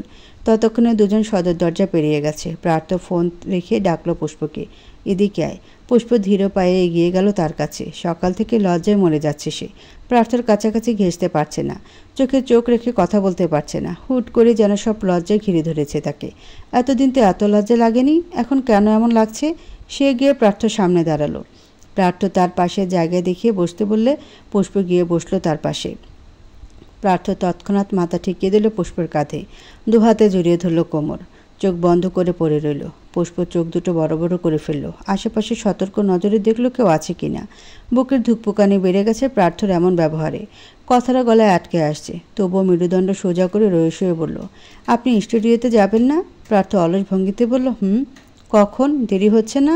হুম। পুষ্প চুপ হয়ে গেল। কি বলবে মাথায় আসছে না, গলা শুকিয়ে আসছে, রোবটের মতো শক্ত হয়ে বসে আছে। প্রার্থ একই ভঙ্গিতে বলে উঠল, তোকে রেখে যেতে ইচ্ছে করছে না। কি জাদু করলি বলতো? পুষ্প বিষম খায়, শুকনো ঢোক গিলে কোনো রকমে বলতে যায়, আমি আবার কি করলাম? তখনই তাদের সামনে এসে দাঁড়ায় প্রান্ত। ছোট ছোট চোখ দুটো ইয়া বড় বড় করে অবাক হয়ে বলে, তোমরা দুজন মিলে গেছো? প্রার্থর চোখ খুলে তবে উঠে না, একইভাবে থেকে বলে, তুই এখানে কেন? স্কুলে যাসনি? প্রান্ত হাসি খুশি মুখে বলল, আগে বলো তোমরা মিলে গেছো? প্রার্থ ভাই, তুমি ফুল আপুকে আর কষ্ট দিবে না? প্রার্থ সরু চোখে তাকিয়ে বলে, তোর কিসের ফুল? ফুল আমার, আমি ওকে ফুল বলে ডাকবো, তুই ডাকবি না? প্রান্ত অ্যাটিটিউড নিয়ে বলে, কালও তো পুষ্প পুষ্প করছিলে, আজ কেন ফুল আপু তোমার হবে? ফুল আপু আমার আগে থেকেই। দূরে যা, ফুল আমার। পুষ্প পড়ল মহাবিপদে। দুই ভাই মিলে কি এখন ঝগড়া করবে নাম নিয়ে? ছোট বাচ্চার সামনে ওকে আবার নির্লজ্জ কথাবার্তা বলছে। সে প্রার্থকে আস্তে করে বলল, কি করছেন? ছাড়ুন। প্রান্তর সামনে এগুলো কি বলছিলেন? বাচ্চা না ও? প্রার্থ মুখ তুলে পুষ্পর দিকে তাকালো, ভ্রু কুচকে বলল, তো আমার বউ, আমি যা ইচ্ছে করব? আপনার কি মনে হচ্ছে না আপনি আপনার লজ্জা শরম সব ধুয়ে খেয়ে ফেলেছেন? খেলাম, বউর সামনে কিসের লজ্জা? আপনি সত্যি নির্লজ্জ হয়ে যাচ্ছেন, ছাড়ুন এবার। প্রার্থ ছাড়ল না। প্রান্ত সামনে এসে পুষ্পের কানের কাছে মুখ নিয়ে ফিসফিসিয়ে বলল, প্রার্থ ভাই কি সত্যিই ভালো হয়ে গেছে ফুলাপু? ছোট ছোট কথাগুলো প্রার্থ শুনে ফেলল। ভ্রু উঁচিয়ে বলল, আমি খারাপ ছিলাম কবে? এতদিন তো ছিলে শুধু শুধু আপুকে কষ্ট দিতে, ওটা ভুলে হয়ে গেছে। এবার থেকে আর কষ্ট দিব না দেখিস। এখন যা এখান থেকে, একটু প্রেম করতে দে। প্রান্ত যেতে যেতে বলল, হ্যাঁ করো প্রেম, আমি বিয়ে করলে আমিও তোমাদের দেখিয়ে দেখিয়ে প্রেম করব। প্রার্থ পুষ্প দুজনেই অবাক হয়। প্রার্থ বলে, দেখেছিস কি বেয়াদব হয়ে গেছে, এইটুকু বয়সে কী সব কথা বলে। পুষ্প নিজেকে প্রার্থর থেকে ছাড়িয়ে নিয়ে বলল, সব আপনার জন্য হয়েছে, কি দরকার ছিল বাচ্চাটার সামনে আমার নির্লজ্জ মার্কা কথা বলার? প্রার্থ আয়েশ করে বসল, চোখ টিপে দুষ্টু হেসে বলল, প্রেমে পড়লে মানুষ নির্লজ্জ হয়, ওটা ব্যাপার না। সকালের তেজি সূর্য মাথায় করে দুজন মানুষ হেঁটে যাচ্ছে। দুজনের পায়ের গতি সমান নয়। প্রিয়া হনহনিয়ে সামনে হেঁটে যাচ্ছে, অন্ত তার পিছু পিছু হাঁটছে। রাস্তায় গাড়ি নেই বলে আর দাঁড়িয়ে থাকেনি। প্রিয়া দ্যামাক দেখিয়ে একা একাই হাঁটা ধরেছে, অন্ত তার পিছনে ছুটছে। প্রিয়ার হাঁটার গতি দেখে বোঝা যাচ্ছে সে রাগে হনহন করে হেঁটে যাচ্ছে। অন্ত দুপাশে মাথা নেড়ে ডাকলো তাকে, প্রিয়া দাঁড়া, আস্তে হাঁট। সে কি আর বারণ শোনার মানুষ? সে তার মতো হেঁটে যাচ্ছে। অন্ত পেছন থেকে দৌড়ে এসে তার ব্যাগ টেনে ধরল। প্রিয়া পেছন ঘুরে দিল এক ঝাড়ি। কি হয়েছে, এমন করছো কেন? অন্ত উল্টো প্রশ্ন করল, তুই এমন করছিস কেন? এত রাগ আমার উপর? তোর কি ক্ষতি করেছি? ভালোবাসাই তো চেয়েছি। প্রিয়া দাঁত চেপে ধরল, চোখ বুজে নিজেকে শান্ত করলো। পরপর বলে উঠল, একটা কথা বলো, আমি তো এমন কিছুই করিনি যাতে তুমি আমার উপর মন দিতে পারো। সব সময় তো ঝগড়া করি আমরা, তোমার সব জিনিস কেড়ে নিই, তাহলে আমার মতো মেয়েকে কী করে মন দিয়ে বসলে? অন্ত বিবশ মনে বলল, তোর আমার সাথে ঝগড়া করা, আমার উপর অধিকার খাটানো, আমার সব কিছু কেড়ে নেওয়াই আমাকে ডুবিয়েছে। সব কিছু কেড়ে নেওয়ার সাথে মনটাও কেড়ে নিলি। মনের উপর কি আমাদের বশ থাকে? তোর মনও একদিন আমাতে মুছবে, দেখে নিস। তুই শুধু আমার হবি, কখনোই না। প্রিয়া মুখ ঝামটে কথাটা বলে আবার হাঁটা ধরল। অন্ত পেছন থেকে আবারও টেনে ধরল তার ব্যাগ। এবার কণ্ঠে খানিক গম্ভীরতা আনলো, চোখ মুখ গম্ভীর করে বলল, চুপচাপ দাঁড়া। সামনে থেকে একটা রিক্সা ডাকলো। রিক্সাটা তাদের সামনে আসতেই প্রিয়াকে উঠালো তাতে, নিজে উঠে বসলো তার পাশে। রিক্সার সিট ছোট হওয়ায় দুজনের শরীর মিশে গেল। প্রিয়া ইতস্তত বোধ করল। নড়ে চড়ে একেবারে কোণায় ঘেঁষে বসলো।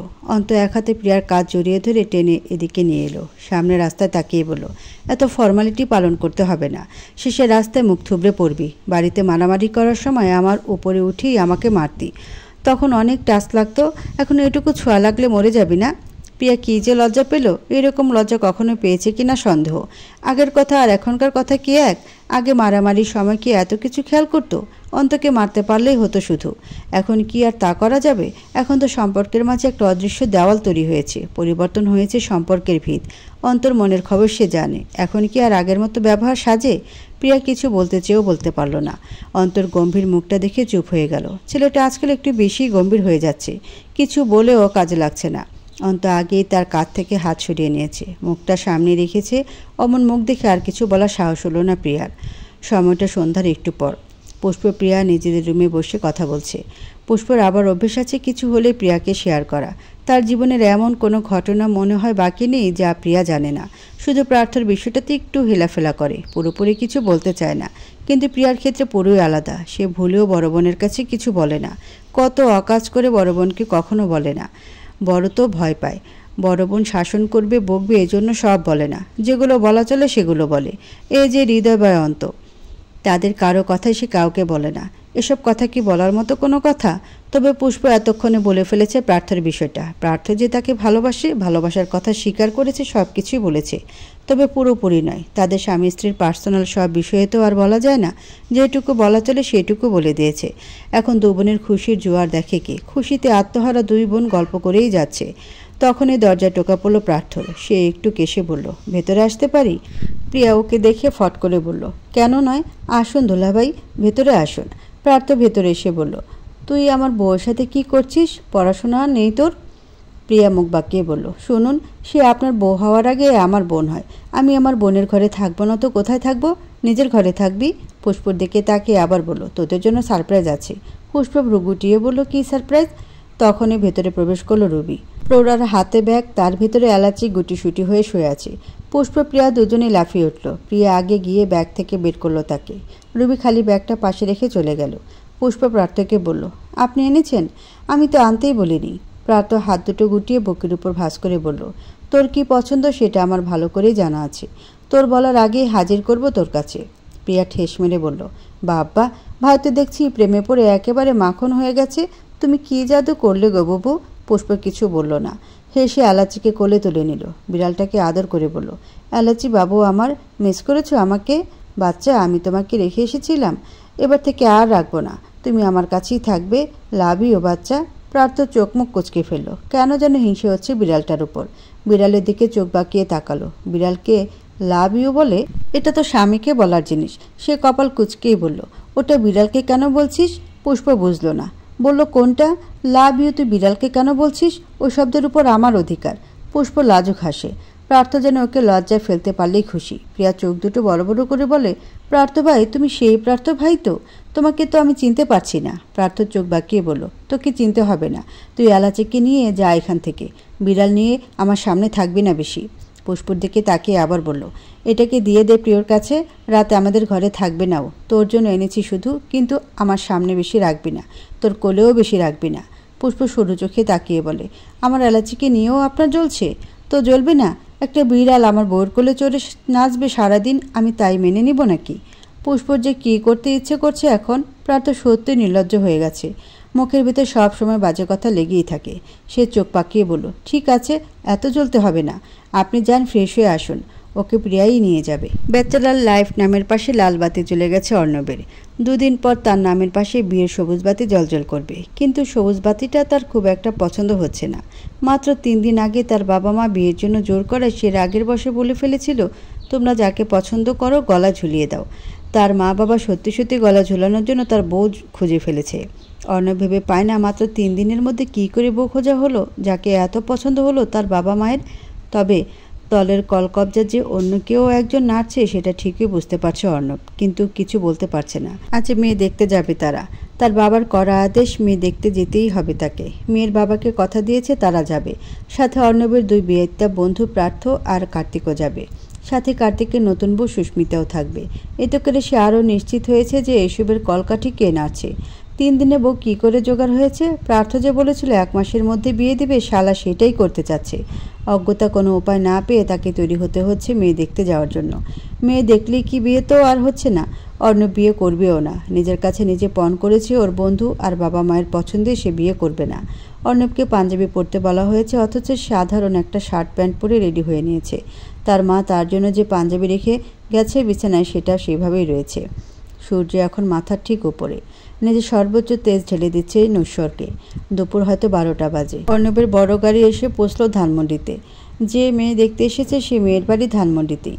তাদের গাড়ি মেয়ের বাড়ির সামনে আসতেই দেখা মিলল প্রার্থ আর কার্তিকের। দুজন হ্যান্ডসাম ছেলে গেটের সামনে দাঁড়িয়ে আছে। প্রার্থর পরনে সাদা শার্ট, সামনের দুটো বোতাম খোলা, হাতাটা কোণে পর্যন্ত ফোল্ড করা, চোখে আবার রোদ চশমাও দিয়ে রেখেছে। কার্তিকও একই স্টাইলে এসেছে। আশ্চর্যজনক ব্যাপার, অর্ণব ঠিক একই সাজে উপস্থিত হয়েছে। আকাশি রঙের শার্ট, কালো প্যান্ট, সাথে কালো সানগ্লাস। এখানে যে বরকে কেউ ধরতেও পারবে না। অর্ণব গাড়ি থেকে নেমে ওদের কাছে গেল। বাকি অর্ণবের মা বাবা আর কাকা ভেতরে চলে গেছে। কার্তিক মিটিমিটি হাসছে অর্ণবকে দেখে। প্রার্থ ভাবলে এসিন দাঁড়িয়ে। অর্ণব ওদের কাছে গিয়ে প্রার্থর মেয়েধীন পেটে খোঁচা দিল। পরপর রাগের বহিঃপ্রকাশ ঘটিয়ে চিবিয়ে চিবিয়ে বলল, শালা, আমি জানতাম এগুলো তুই করেছিস। কেন করছিস সেগুলো ভাই? ক্ষমা দে আমারে। আর কোনোদিন প্রিন্সেসের দিকে তাকাবও না। তাও বিয়ে নামক বাস গলায় ঝুলাইস না দোস্ত, প্লিজ। প্রার্থ ঠোঁটে হাসি রেখা দেখা গেল। এক হাতে অর্ণবের কাজ জড়িয়ে ধরল। চশমাটা খুলে শার্টে ঝুলিয়ে দুষ্টু হেসে বলল, কে বলল বিয়ে বাস হয়? এ কার্তিক, তুই তো বিয়ে করলি, তোর কাছে বাস মনে হয়েছে? কার্তিক দুপাশে মাথা নেড়ে বলল, কখনোই না। উল্টো বিয়ে করার পর প্রেমের থেকেও বেশি ফ্যাসিলিটি পাচ্ছি। বিয়েকে যে বাস বলবে সে তো কাপুরুষ। পুরুষ হ অর্ণব, আমাদের মতো সুপুরুষ হ। আর সুপুরুষ হতে গেলে তোকে বিয়ে করতেই হবে। কার্তিকের কথায় কার্তিক মজা পেল না অর্ণব। তার কাছে এগুলো সাজা মনে হচ্ছে। অর্ণবের হুতুম প্যাঁচার মতো মুখটা দেখে প্রার্থ আবার বলল, শোন, বিয়ে হচ্ছে অমৃত, আমাকেই দেখ। আমার বিয়ে নিয়ে আমার কত অভিযোগ ছিল, অথচ আজ সেই বিয়ের জন্য আল্লাহর কাছে বারবার শুকরিয়া জ্ঞাপন করি। ফুলের সাথে বিয়ে না হলে এত সুন্দর অনুভূতিগুলো টের পেতাম কী করে বল? তোর জন্যও আল্লাহ কাউকে না কাউকে ঠিক করে রেখেছে। তার সাথে একদিন না একদিন বিয়ে হবেই। ওই একদিনটা এখনই হোক। অর্ণব দীর্ঘশ্বাস ফেলে। প্রার্থ যে একবার পিছু লেগেছে আর ছাড়বে না। যা করতে চেয়েছে তাই করবে। কিন্তু আজকাল প্রার্থের বেশ পরিবর্তন লক্ষ্য করছে সে। কেমন হাস্যোজ্জ্বল হয়ে কথা বলে। আর আগের মতো অল্প কথাও বলে না, আগের থেকে একটু বেশিই বলে। গম্ভীরতা আছে, তবে আগের মতো অতটা নেই। একটা নারী একটা ছেলের জীবন কতটা বদলাতে পারে। ভালোবাসা মানুষকে পরিবর্তন করতে সময় নেয় না। ভালোবেসেছ তো জীবন বদলে গেছে। জীবনের রং বদলে গেছে, স্বাদ বদলে গেছে, নজরানা বদলে গেছে। অর্ণব তবে ভুল করেনি। প্রার্থকে পুষ্পর করে দিয়ে সে ভুল করেনি। সে জানত প্রার্থ একবার মন দিলে সব ঠিক হয়ে যাবে। হলোও তাই। এবার সামনের পথ চলায় ওরা সুখে থাকতে পারল। অর্ণবের শান্তি, একটু অন্যরকম শান্তি, যেটা বোঝার ক্ষমতা অর্ণবের ছাড়া আর কারো নেই। অর্ণবকে ভাবনা বুধ হয়ে থাকতে দেখে কার্তিক খোঁচা দিল। বলল, কি ভাবছিস? ভেতরে চল। তোর হবু বউ দেখবি না? বউ কিন্তু তোর আমরা পছন্দ করে দিয়েছি। আমাদের পছন্দ তোর 100 পছন্দ হবে। ভাবি আমাদের জোশ। কার্তিক ওর গলা জড়িয়ে টানতে টানতে ভেতরে নিয়ে গেল। প্রার্থ নিম্নষ্ট চেপে ধরে তাকিয়ে রইল। ওদের যাওয়ার পথে তাকিয়ে থেকেই হুট করে নিঃশব্দে হেসে দিল। অর্ণবরা আসার কিছুক্ষণ পর সুস্মিতা আর মেয়ের বড় বোন সোহাইমা নিয়ে এলো মেয়েকে। প্রার্থীকে দেখে অর্ণবের চোখ চড়ক গাছে উঠে গেছে। হা হয়ে তাকিয়ে আছে মেয়ের দিকে। মেয়েটাও বোধহয় একই রকম বিস্ময় রয়েছে, কেমন অবাক দৃষ্টিতে তাকিয়ে আছে। অর্ণব তাকিয়ে তাকিয়ে ভাবছে, এ তো সেই মেয়েই যার সাথে অর্ণের ধাক্কা লেগেছিল কার্তিকের বিয়েতে। অর্ণবের স্পষ্ট মনে আছে। তার মানে তার বাবা মা কি একটু বেশি ভেবে নিয়েছে, নাকি সব তার স্ত্রীপাকা বন্ধুদের কারসাজি? অর্ণব গরম চোখে তাকালো প্রার্থ আর কার্তিকের দিকে। কার্তিক এই ভ্রু উঁচু করে বোঝালো, কি পছন্দ হয়েছে তো? পছন্দ? মেয়েকে দেখে তার মাথায় প্রতিটা নিউরন দপদপ করছে রাগে। যেখানে আবার পছন্দ আসে কোত্থেকে? অর্ণব চোখ দিয়েই ওদের গিলে খাচ্ছে যেন। প্রার্থ ভাবলে শিন তাকিয়ে। তার ঠোঁটের কোণে লেগে থাকা অদ্ভুত হাসি অর্ণবের দৃষ্টিগোচর হলো না। তার মধ্যে অর্ণবের মা ডাকলো মেয়েকে। স্নেহা মা, কেমন আছো? এদিকে এসো, বসো। আমাকে মনে আছে তো? কার্তিকের বিয়ের সময় যে তোমার সাথে পরিচয় হলো, তোমাকে আমার তখন থেকেই পছন্দ। স্নেহা মেয়েটা লজ্জা পেল, কুশল বিনিময় করলো সবার সাথে। সুস্মিতা ওকে নিয়ে বসিয়ে দিল সোফায়। অর্ণের মা আবার তাকে শুধিয়ে বলল, কেমন আছো? আমাকে মনে আছে নিশ্চয়ই? মেয়েটা লিনে গলায় বলল, জি আন্টি, মনে আছে। যাক, আমি ভাবলাম ভুলেই গেছো বুঝি। অর্ণবের বাবা আনোয়ার সাহেব স্নেহার বাবাকে উদ্দেশ্য করে বললেন, বেআই সাহেব, আগেই বলে দিই আপনাদের মেয়েকে আমাদের সবার পছন্দ হয়েছে। আমরা চাইছিলাম আপনার মেয়েকে খুব শীঘ্রই আমাদের ঘরে তুলতে। স্নেহার বাবা অসুস্থ মানুষ, হার্টের পেশেন্ট তিনি। অলরেডি 2বার অ্যাটাক করে ফেলেছে। কতদিন বাঁচবে সে নিজেও জানে না। বড় মেয়েকে বিয়ে দিয়ে দিয়েছেন। মোহ ছোট মেয়ে, তাকে ভালো একটা ঘরে বিয়ে দিতে পারলে তার শান্তি। রুগ্ন অসুস্থ লোকটা বললেন, মেয়ে পছন্দ হলে অবশ্যই নেবেন ভাই সাহেব। আমি অসুস্থ মানুষ, আর কতদিনই বা বাঁচব। মেয়েটাকে সুখী রেখে যেতে পারলেই আমি সুখী। তবে তার উপর আমি কোনো সিদ্ধান্ত চাপিয়ে দিব না। সে যা চাইবে তাই হবে। এরপরের কথাটা বলে প্রার্থ। বড়দের মতো করে সাফাই গেল বন্ধুর। অবশ্যই আঙ্কেল, জীবন আপনার মেয়ের সেই সিদ্ধান্ত নিক। তবে বলে দিই, আমার বন্ধুর মতো খাঁটি মানুষ আজকাল খুব সহজে পাওয়া যায় না। যে অন্যের জন্য নিজে ত্যাগ স্বীকার করে সে নিজের জন্য অনেক কিছুই করতে পারবে। আপনার মেয়ে কখনোই অসুখী হবে না তার সাথে। আপনারা খোঁজ করুন এবং ভেবেচিন্তে সিদ্ধান্ত নিন। ছেলের বন্ধুর এমন কথায় বুক ফুলে উঠল অর্ণবের বাবার। কিন্তু বুক ফোলাতে পারল না অর্ণব। বন্ধু যে কেন তার এত প্রশংসা করছে সে জানে না? অবশ্যই জানে। সব হচ্ছে তাড়াতাড়ি বিয়ে দেওয়ার ধান্দা। এমনিতেও প্রার্থ তার অনেক প্রশংসাই করে, কিন্তু আজকেরটা অতিরঞ্জিত হয়ে গেল না। আজ প্রশংসা না করলে কি হয় না? অর্ণব চোখ তুলে তাকালো স্নেহার দিকে। স্নেহা তার দিকে ড্যাব ড্যাব করে তাকিয়েছিল। দুজনের খোঁচাখুচিতে অপ্রস্তুত হয়ে পড়ে দুজনেই। অর্ণব মাথা নুয়ে ভাবে শেষ, এবার সব শেষ। মেয়ে যেভাবে তাকিয়ে আছে তাতে মনে হচ্ছে সে বিয়েতে রাজি। কী যে হবে কে জানে। বিয়ে নিয়ে টুকটাক কথা চলল অনেকক্ষণ। সেখানে নীরব দর্শক হয়ে রইল অর্ণব। 3 দিন কি করে মেয়ে খুঁজলো এবার অর্ণব বুঝতে পারছে। মেয়েটা কার্তিকের বিয়েতে এসেছিল। সুস্মিতার বান্ধবী সোহাইমার বোন হয় স্নেহা। বোনের জেরেই বিয়ে বাড়িতে যাওয়া। সেখানে অর্ণবের সাথে ধাক্কা লেগে দেখা হয় অর্ণবের মায়ের সাথে। আর অর্ণব মায়ের সাথে আলাপ পরিচিত হওয়া দেখে নেয় প্রার্থ। 2 দিনের ভেতরে বাড়ির খবরও মেয়ে সম্পর্কে জেনে নেয় সে। অর্ণবের মায়ের সাথে ইনিয়ে বিনিয়ে পরামর্শ করে তাদেরও হাত করে নেয়। আর অর্ণবের মায়ের তো আগে থেকেই পছন্দ হয়েছে মেয়েকে। এরপর কার্তিক সুস্মিতাকে দিয়ে খবর পাঠায় বিয়ের। তাদের ফোন নাম্বার নিয়ে নিজেরাও কথা বলে নেয়। মেয়ের বাবা অসুস্থ বলে সেও রাজি হয় দেখতে আসা নিয়ে। এই তো 3 দিনে একেবারে টোপলা পুটলি বেঁধে বিয়ের আয়োজনে নেমে পড়েছে তারা। তার মধ্যে ফেসে গেছে বেচারা অর্ণব। রাতের আকাশের মধ্যমণিতে রূপোর থালার মতো চাঁদটা জ্বলজ্বল করছে। তবে শহুরে জনজীবনে তা বড়ই বেমানান লাগছে। কারণ চাঁদের প্রতি আহামরি কারো খেয়াল নেই। যে যার মতো ব্যস্ত। বাইরের রাস্তার কোলাহল ছাপিয়ে এক ফালি চাঁদের আলো বেশ করে উপভোগ করছে পুষ্প। বেলকনিতে দাঁড়িয়ে সে চাঁদ দেখতে ব্যস্ত। চন্দ্রবিলাসের সাথে সাথে হালকা মিষ্টি বাতাস উপভোগ করছে। বাতাসের সাথে বাগান থেকে ভেসে আসা বেলি ফুলের সুবাসে মুখরিত হয়ে আছে জায়গাটা। আজকাল তার খুব সুখ অনুভব হয়। সে তো সুখী। সুখ অনুভব হবে না? তার প্রার্থভাই তাকে ভালোবাসে, এর থেকে বড় সুখ আর কিসে আছে? রোজ সেই মানুষটা তার বুকের মাঝে শুয়ে থাকে, নিজের সাথে আষ্টে পৃষ্ঠে জড়িয়ে রাখে তাকে। যেখানে পুষ্প থাকার কথা প্রার্থর বুকে, সেখানে প্রার্থ থাকে পুষ্পর বুকে লুকিয়ে। তার নাকি ওখানে থাকতেই ভালো লাগে। দিন শেষে ক্লান্ত হয়ে ফিরে এসে সেখানে থাকতেই সুখ পায়। 3 দিন হলে প্রার্থ তার ভালোবাসা প্রকাশ করেছে, কিন্তু তার ব্যবহারে মনে হয় না মাত্র 3 দিন আগে সে স্বীকার করেছে। পুষ্পের মনে হয় বহু বছর ধরে তারা একে অপরের সাথে জুড়ে আছে। সামান্য এলাচিকে নিয়েই তার কত জেলাসি, ভাবলেই হাসি পায় আবার সুখও পায়। এত পাগলামো কি তার ভাগ্যে সত্যি লেখা ছিল? ওই দুষ্কর মানুষটা যে কখনো তার হবে ভাবলে চোখে জল আসে। সে তো সব আশা ছেড়ে দিয়েছিল, পিছিয়ে গিয়েছিল অনেকটা। কিন্তু মানুষটা আর পেছাতে দিল কই? এক টানি তাকে এনে ফেলেছে তার হৃদয় মাঝে। আটকে দিয়েছে পালিয়ে যাওয়ার সমস্ত পথ। ভালোবাসার ডোরে বেঁধে দিয়েছে তাকে। মনে মনে এসব চিন্তা করে চোখে পানি এলো পুষ্পর। ওষ্ঠে ফুটে উঠল অমায়িক হাসি। আচমকা পেছন থেকে কেউ এসে জড়িয়ে ধরল তাকে। চমকে উঠল পুষ্প। পরপরে বুঝতে পারল এই ছোঁয়াকার। গায়ের গন্ধটাও যে খুব করেছে না। যাকে নিয়ে এত ভাবাভাবি সে এসেই পড়েছে। এক হাত দিয়ে আলগোছে চোখের জল মুছল। প্রশ্ন করল মিহি সুরে, এসেছেন তবে? অপেক্ষা করছিলাম। প্রার্থ 2 হাতে পেছন থেকে তার কোমর জড়িয়ে রেখেছে। থুতনি নামিয়ে দিয়েছে পুষ্পর কাঁধে। সে মুখ তুলে পুষ্পর গালে ছোট্ট চুমু খেয়ে বলল, এখানে কেন? মাথা ব্যথা করছে আবার? পুষ্পর 2 দিন যাবৎ হুটহাট মাথা ব্যথা শুরু হয়, তবে আজ হচ্ছে না। সে সাহসে মাথা নাড়ল। এক হাত উঠিয়ে প্রার্থর চাপদারিওয়ালা মুখে হাত রেখে বলল, করছে না, আপনি ফ্রেশ হয়ে আসুন, ক্লান্ত হয়তো অনেক। প্রার্থ আবারও পুষ্পর কাঁধে মুখ গুজে বলল, একটু আদর করতে দে। পুষ্প লজ্জা পেল, ছোট করে বলল, আগে ফ্রেশ হয়ে আসুন, আপনি ক্লান্ত, এভাবে দাঁড়িয়ে থাকতে ভালো লাগবে না। প্রার্থ উঠে সোজা হয়ে দাঁড়ালো, বলল, তুইও চল, এখানে দাঁড়িয়ে থাকতে হবে না, আমি চেঞ্জ করে আসি। পুষ্পকে নিয়েই ঘরে গেল। পুষ্পকে রেখে সে গেল ফ্রেশ হতে। পার্থ রাতে খাবার খেয়ে এসেছে বাড়ি থেকে। ফোন করে আগেই জানিয়ে দিয়েছে সে এখন আর খাবে না। পুষ্প দেওয়াল ঘড়িতে তাকালো, দেখলো 10টা বেজে গেছে প্রায়। পার্থ নিশ্চয়ই নিচে বড় আম্মুর সাথে দেখা করে এসেছে। এখন তাহলে আর কোথাও যাবে না, হয়তো ল্যাপটপে কাজ করবে, নয়তো শুয়ে পড়বে। পুষ্প সেইভাবে বিছানায় গোছালো।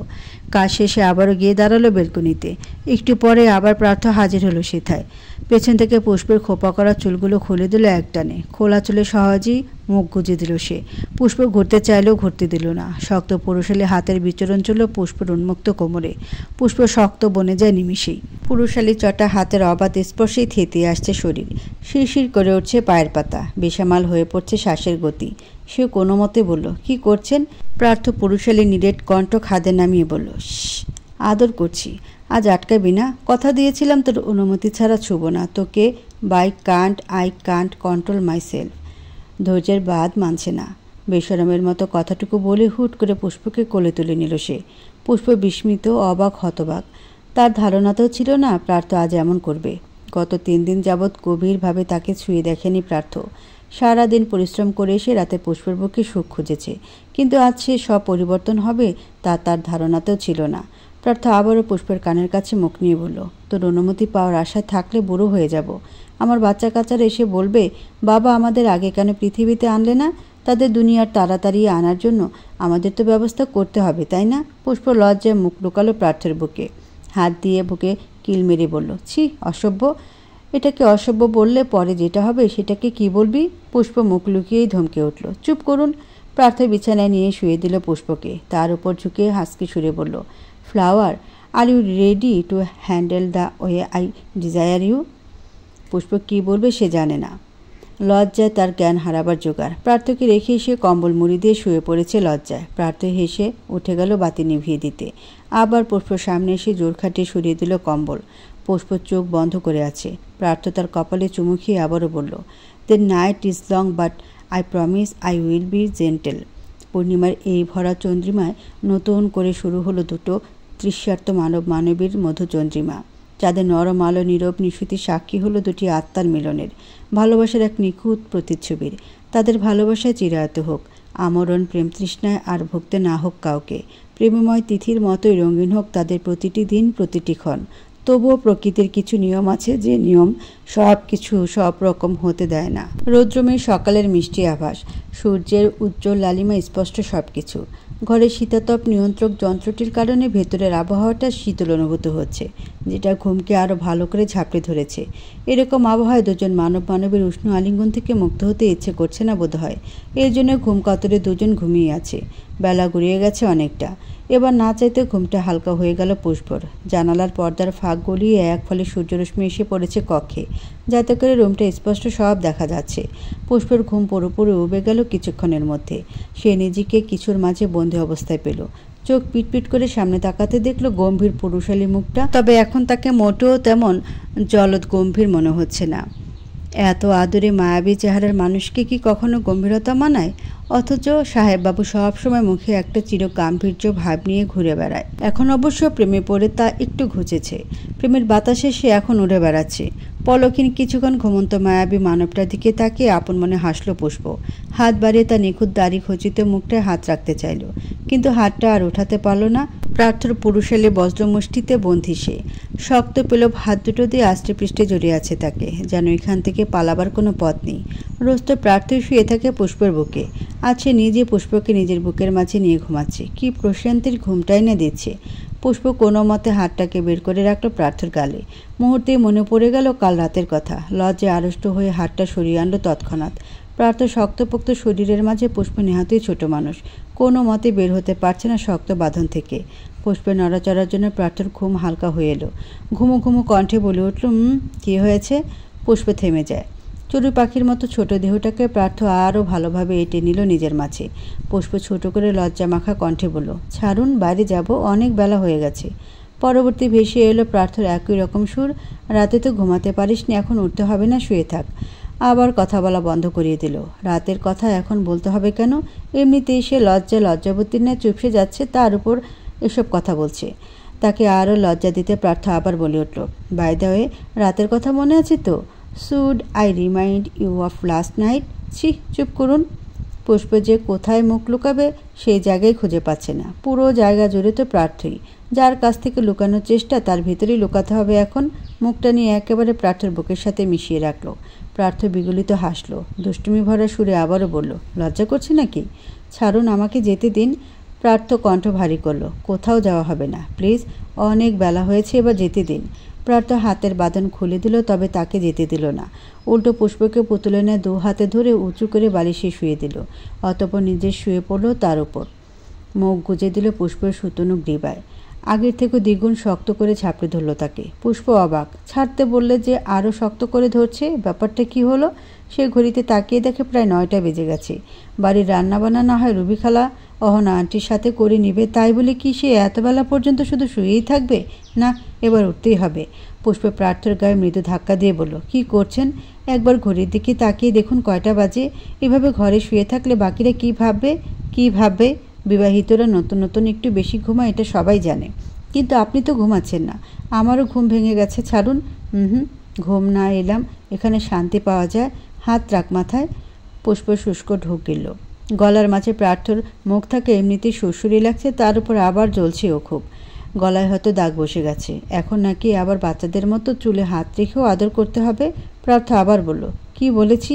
পুষ্প তৎক্ষণাৎ হাত ডুবিয়ে দিল প্রার্থের এলোমেলো চুলের মাঝে। সে হাল ছাড়া পাখি নেয় শান্ত হয়ে বলল, এবার যেতে দিন। আর কতক্ষণ?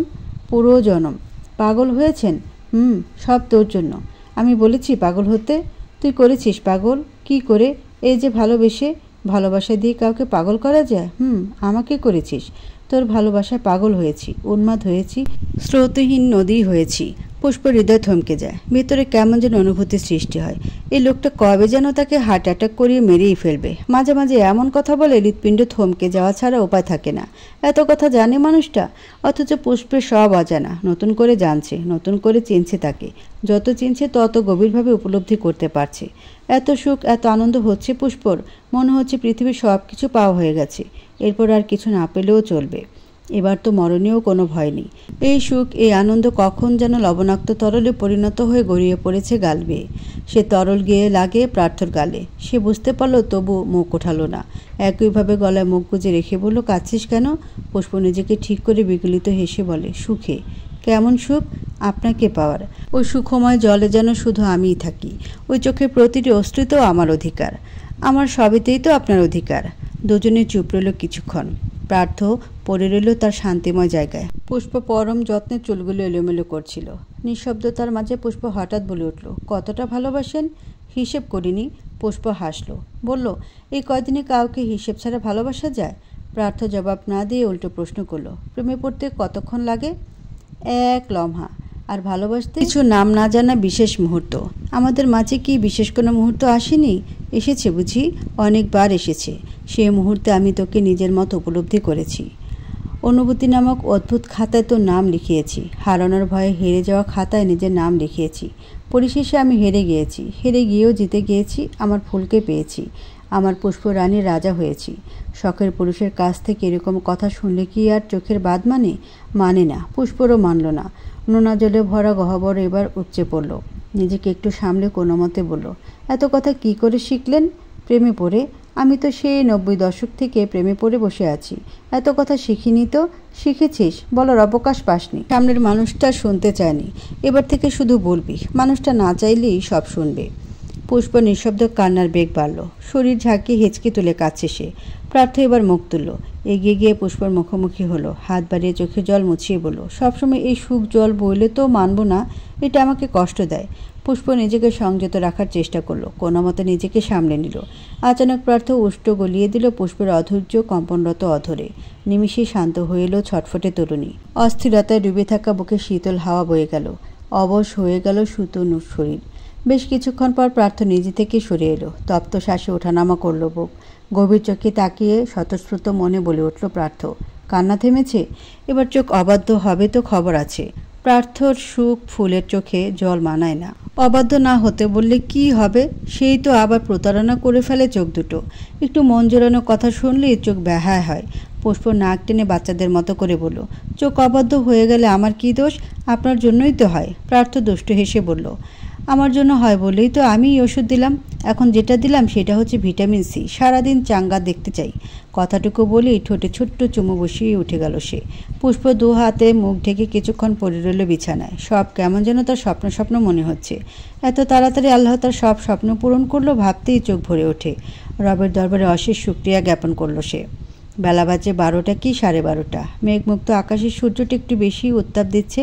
তীব্র গরমের মাঝে সুন্দর ছোটোখাটো একটা কফি শপে বসে আছে অর্ণব স্নেহা। দৃষ্টি তাদের কাজ গুলিয়ে বাইরে রাস্তায় গিয়ে পড়েছে। কেউ কারো দিকে ফিরেও তাকাচ্ছে না। লজ্জায় অস্বস্তিতে মুখ থেকে আওয়াজও বের হচ্ছে না যেন। স্নেহার সামনে একটা কোল্ড কফি এবং অর্ণবের সামনে ধোয়া ওঠা হট কফি। স্নেহা শুধু হাত দিয়ে স্ট্রোটা নাড়ছে, মুখে আর পড়ছে না। অর্ণব মাঝে সাঝে দু এক চুমুক বসাচ্ছে গরম কফিতে। দুজনকে বাসা থেকে ফোর্স করে পাঠানো হয়েছে দেখা করার জন্য। কাল তো তারা একা একা কথা বলতে পারেনি, আজ একা একটু কথা বলে সব ঠিকঠাক করে নিক। অজ্ঞত অর্ণবকেও আসতে হয়েছে, তবে এসেছে পর থেকে কেউ কথা বলছে না। অর্ণব নিজেকে একটু তৈরি করেছে সব গুছিয়ে বলার জন্য। একটু পরে অর্ণব হঠাৎ বলে উঠল, খাচ্ছেন না কেন? মেয়েটা দৃষ্টি ফিরিয়ে অর্ণবের দিকে তাকালো। কোণঠায় আবার নিচু করে ফেলল দৃষ্টি। ছোট্ট করে বলল, এমনি। আবারও মৌনতা। একটু পর অর্ণব আবার বলল, আপনি জানতেন বিয়েটা আমার সাথে ঠিক করা হচ্ছে? মেয়েটা না তাকিয়ে দুদিকে মাথা নাড়ল, অর্থাৎ সে জানতো না। অর্ণব ফের বলল, আমিও জানতাম না। যাই হোক, আপনি কি বিয়েতে রাজি? সরাসরি প্রশ্নে বিব্রত বোধ করল স্নেহা। এরকম ডিরেক্ট প্রশ্ন কি করে জবাব দিবে সে? কিছু ভাবতে দাঁত দিয়ে ঠোঁট কামড়ে ধরল। এদিক ওদিক এলোমেলো দৃষ্টি ফেলল উৎকণ্ঠায়। অর্ণব গভীর চোখে একটু পরখ করল তাকে। খারাপ না, দেখতে ভালোই মেয়েটা। শান্তশিষ্ট ভদ্রই মনে হচ্ছে। মেয়েটার এমন অস্থিরতা তাকে আরেকটু রূপবতী করে তুলেছে। অর্ণব ভাবে, বিয়ে তো করতেই হবে। আজ অথবা কাল বিয়ে তাকে করতে হবে, এটা শিওর। তবে কি এখনই করে ফেলবে? এখন করে ফেলাটাই কি শ্রেয়? হয়তো। কারণ অর্ণব জানে পুষ্পকে সে যতই ভুলে যাক, মনের মাঝে অদৃশ্য অনুভূতিরা মাঝে মাঝে হানা দিতেও পারে। আর সে চায় না পুষ্পকে নিয়ে ভাবতে। সে এখন অন্য কারো বউ, নিজের সব থেকে প্রিয় বন্ধুর বউ। যে বন্ধু তার বউকে ইদানিং চোখে হারাচ্ছে, সেদিকে তাকানোটাও পাপ। আর অর্ণব এমন জঘন্য পাপ করতে পারবে না। এজন্য বোধহয় বিয়ে করাই উত্তম উপায় হবে। হ্যাঁ, সংসারে মন বসতে বা কাউকে নতুন করে ভালোবাসতে একটু সময় লাগবে, তবুও আস্তে ধীরে সব ঠিক হয়ে যাবে একদিন। অর্ণব বয়সন্ধিকালের কোনো বাচ্চা নয়, যথেষ্ট অ্যাডাল্ট সে। বউকে ভালো না বাসতে পারলেও দায়িত্ব বা সম্মান দুটোই করতে জানে। ভালোবাসা তো পরেও হবে, তবে সম্মান, বিপরীত মানুষটাকে সম্মান দেওয়াটাই আসল ব্যাপার। আর এক্ষেত্রে অর্ণবের পুরো বিশ্বাস আছে সে তার অর্ধাঙ্গিনীকে যথেষ্ট সম্মান দিতে পারবে। স্নেহাকে ব্যস্ত অবস্থায় কিছু ভাবতে দেখে অর্ণবের মুখে হাসি ফুটে উঠল। ধোয়া ওঠা কাপে একটা চুমুক বসিয়ে বলল, এত ভাবতে হবে না। উত্তর না জানা থাকলে দিতে হবে না, আমি বিয়েতে রাজি। এরকম কথা বোধহয় কস্মিনকালেও আশা করেনি স্নেহা। সেটা তার মুখ দেখিয়ে বোঝা যাচ্ছে। চোখ মুখে অবিশ্বাস নিয়ে তাকিয়ে আছে অর্ণবের দিকে। সে হয়তো ভাবেনি এত বড় গায়ক তাকে বিয়ে করতে রাজি হয়ে যাবে, তাও এত জলদি। সে তো ভেবে এসেছিল আগে অর্ণবের থেকে জানতে চাইবে সে রাজি কিনা, এরপরে ফয়সালা নেবে। বাবা অসুস্থ, তিনি চায় মেয়ের বিয়ে তিনি নিজ চোখে দেখবেন। এর জন্য স্নেহার কোনো আপত্তি ছিল না বিয়ে করা নিয়ে। তবে শর্ত ছিল ছেলে ভালো হতে হবে। আর স্নেহা জানে অর্ণব ভালো ছেলে, সেক্ষেত্রে না করার প্রশ্নই আসে না। তবুও যদি অর্ণব বিয়েতে রাজি না হতো, তবে সে নিজে এই বিয়ে ক্যান্সেল করে দিত। অর্ণব আবার বলল, তো বলুন, আপনার কোনো পছন্দ আছে? মানে আপনার বিয়েতে দ্বিমত আছে বা অন্য কেউ আছে লাইফে? থাকলে বলে ফেলুন, চিন্তা নেই, আপনাকে জোর করা হবে না। অর্ণবের কথা দ্রুত মাথা নাড়ল মেয়েটা। বলল তড়িঘড়ি করে, না না, এমন কেউ নেই। অর্ণব হাসলো তার অস্থিরতা দেখে। কেমন বাচ্চাদের মতো হাঁসফাঁস করছে। সে আশ্বাস দিয়ে বলল, এত অস্থির হচ্ছেন কেন? রিল্যাক্স, আপনি কিছু বলতে চাইলে বলতে পারেন। স্নেহা আস্তে করে বলল, কিছু বলার নেই। মানে আপনি রাজি? স্নেহা একবার আবার অর্ণবের দিকে তাকালো। বুকের ভিতর ধক করে উঠল তার। এত সুন্দর ছেলেদের দিকে তাকানো যায় না, হার্ট বিট করে মিস করে দেয়। সে দৃষ্টি নামিয়ে রইল। মৌনতা দেখে অর্ণব বলল, নীরবতাই তবে সম্মতির লক্ষণ ধরে নিব? এবার হাসলো স্নেহা। ঠোঁটের কোণে মিষ্টি একটা হাসি ঝুলিয়ে বলল, ধরতে পারেন। বাহ, আপনি হাসতেও পারেন। হাসতে না পারলে মানুষ হলাম কি করে? অর্ণব অবাক হওয়ার ভান করে বলল, আপনি কথাও বলতে পারেন? স্নেহার হাসি প্রকট হলো। অর্ণব সে হাসির দিকে তাকিয়ে আবারও ভাবল, মন্দ না। তার বাবা মা বন্ধুদের চয়েস আছে বলতে হবে। এ হাসির দিকে তাকিয়ে পুরনো হাসি ভুলতে পারলে মন্দ হয় না, বরং ভালোই হয়। এরপর কিছুক্ষণ কথা হলো তাদের মাঝে। স্নেহাও একটু স্বাভাবিক হলো। গুনে গুনে কথা না বলে ইচ্ছাধীন হয়ে কথা বলল। কথা বলার এক ফাঁকে অর্ণব বলল, আমাদের বিয়ে হলে দুজনকে একটু সময় দিতে হবে, কারণ আপনাকে বিয়ে করার পিছনে খুব সূক্ষ্ম একটা কারণ আছে আমার। হুট করে ভালোবাসতে পারবো না, একটু সময়ের প্রয়োজন হবে আমার। স্নেহা খুব স্বাভাবিকভাবেই বলল, আমি চাই না আমাকে কেউ হুট করে ভালোবাসুক, ধীরে ধীরে আমাকে বুঝুক, এরপরে ভালোবাসুক। এই নিয়ে কোনো অভিযোগ নেই, চিন্তা করবেন না। স্নেহার স্বাভাবিক কথা অর্ণবের ভালো লাগলো। অর্ণবের কথাটা যে খারাপভাবে নেয়নি তা বোঝা গেল। বেশ কিছুক্ষণ কথা বলে এও বুঝলো যে মেয়েটা সহজ সরল। অর্ণবের জন্য তো এমন মেয়েই পারফেক্ট, যে মেয়ে তার সরলতা নিয়ে অন্য জগৎ তৈরি করবে তার মাঝে, ভুলিয়ে দেবে ফেলে আসা সমস্ত অতীতের সমস্ত ব্যথা। রাতের খাবার শেষ করে সকলে বসেছে বসার ঘরে। এখন একটু গল্পগুজব করবে, আড্ডা দেবে, এরপরে চলে যাবে নিজ নিজ কক্ষে ঘুমাতে। তবে আড্ডা দেওয়া আর হলো না। প্রার্থ সোফায় বসে ল্যাপটপ ঘাঁটছে। রুম থেকে খুব একটা বের হয় না কিছুদিন ধরে। খাবার খাওয়া আর বাইরে যাওয়ার সময় একটু দেখা পাওয়া যায়, এছাড়া আর তাকে দেখা যায় না সচরাচর। মনমরা হয়ে পড়ে থাকে সারাদিন। পুষ্পও কাজে ব্যস্ত। বড় আম্মু যাবে এখন ঘুমাতে। সব শেষে হতাশ প্রিয়া আর প্রান্ত। উল্টো তাদেরকে ঠেলে পাঠানো হয়েছে পড়ার জন্য। অন্তকে পড়ার কথা কখনো বলতে হয় না, সে নিজ দায়িত্বে নিজেরটা করে নেয়। তবে প্রিয়া আর প্রান্তকে ঠেলে ঠেলে পাঠাতে হয় রাতে পড়ালেখা করার জন্য। অহনা বেগম অবশ্য বাড়িতে থাকলে তারা একাই চলে যায় পড়তে। একটু কড়া মানুষ তো, সবাই ভয়ে তটস্থ থাকে। আজ অহনা বেগম এখনও ফিরেনি, গেছে একটা পার্টিতে আশরাফ সাহেবের সাথে। এই সুযোগে দুজনে পড়ায় ফাঁকি দিতে চেয়েছিল, কিন্তু পুষ্পতা হতে দিল না, ঠেলে পাঠালো রুমে পড়তে।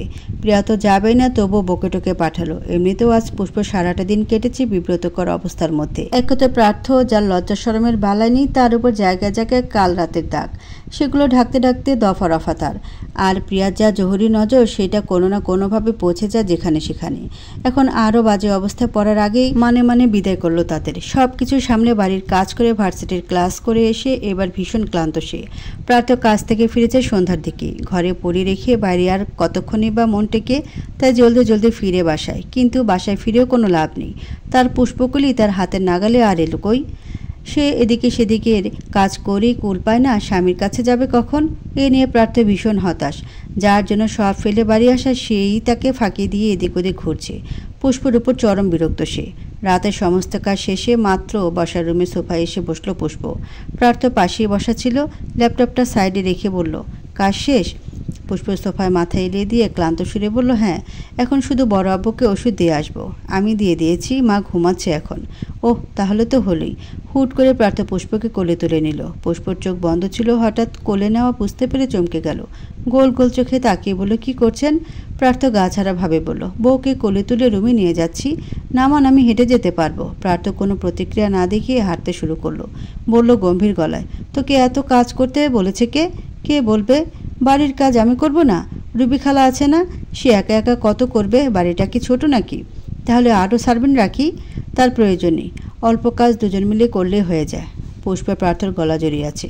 হুটহাট এমন হয় ভাসতে ভালোই লাগে, যদি হয় সেটা প্রার্থর কোল। এখানে সারাদিন বসে নাচলো, সে ক্লান্ত হবে না। প্রার্থ হাঁটতে হাঁটতে দুষ্টুমি করে বলল, কিন্তু ম্যাডাম, আপনি যে কাজের জন্য আপনার স্বামীকে ভুলে যাচ্ছেন, সে খেয়াল কি আছে আপনার? ইস, প্রথমবার মনে হয় প্রার্থ তাকে আপনি ডাকলো। পুষ্পর লজ্জা লাগলো ভীষণ। এদিক ওদিক তাকিয়ে বলল, আপনাকে ভোলা কি আদৌ সম্ভব? হতেও পারে সম্ভব। যেভাবে প্রতিভক্তি বাদে কাজভক্তি করছেন, এভাবে স্বামীকে ভুলতে কতক্ষণ? বাজে কথা। যেদিন আপনাকে ভুলে যাব বুঝবেন, সেদিনটি হবে আমার মরণের দিন। তার আগে কখনোই ভুলব না। প্রার্থর পা থেমে গেল, দাঁড়িয়ে গেল করিডোরের মাঝেই। অসহায় চোখে তাকালো পুষ্পর দিকে। হঠাৎ পুষ্পের এমন কথায় ভিতরটা যেন নড়ে উঠেছে। প্রার্থকে থেমে যেতে দেখে পুষ্প বলল, কি হলো? কিছু না। কিছু না বলেই আবার হাঁটা ধরল। কিছু কথা মনে মনেই থাক, সব ভয় প্রকাশ করতে নেই। ভয় প্রকাশ করার আলাদা ভাষাও নেই, এই ভয় তার মনেই থাক। রাত বাজে 11টা। প্রিয়া পড়ার টেবিলে বসে বসে ঝিমাচ্ছে। এই পড়ালেখা আর ভালো লাগে না, মন চায় দেশান্তরী হয়ে যেতে। সব কিছু থেকে দূরে, বিশেষ করে পড়ালেখা থেকে দূরে যেতে হলেও তাকে দেশান্তরী হতে হবে।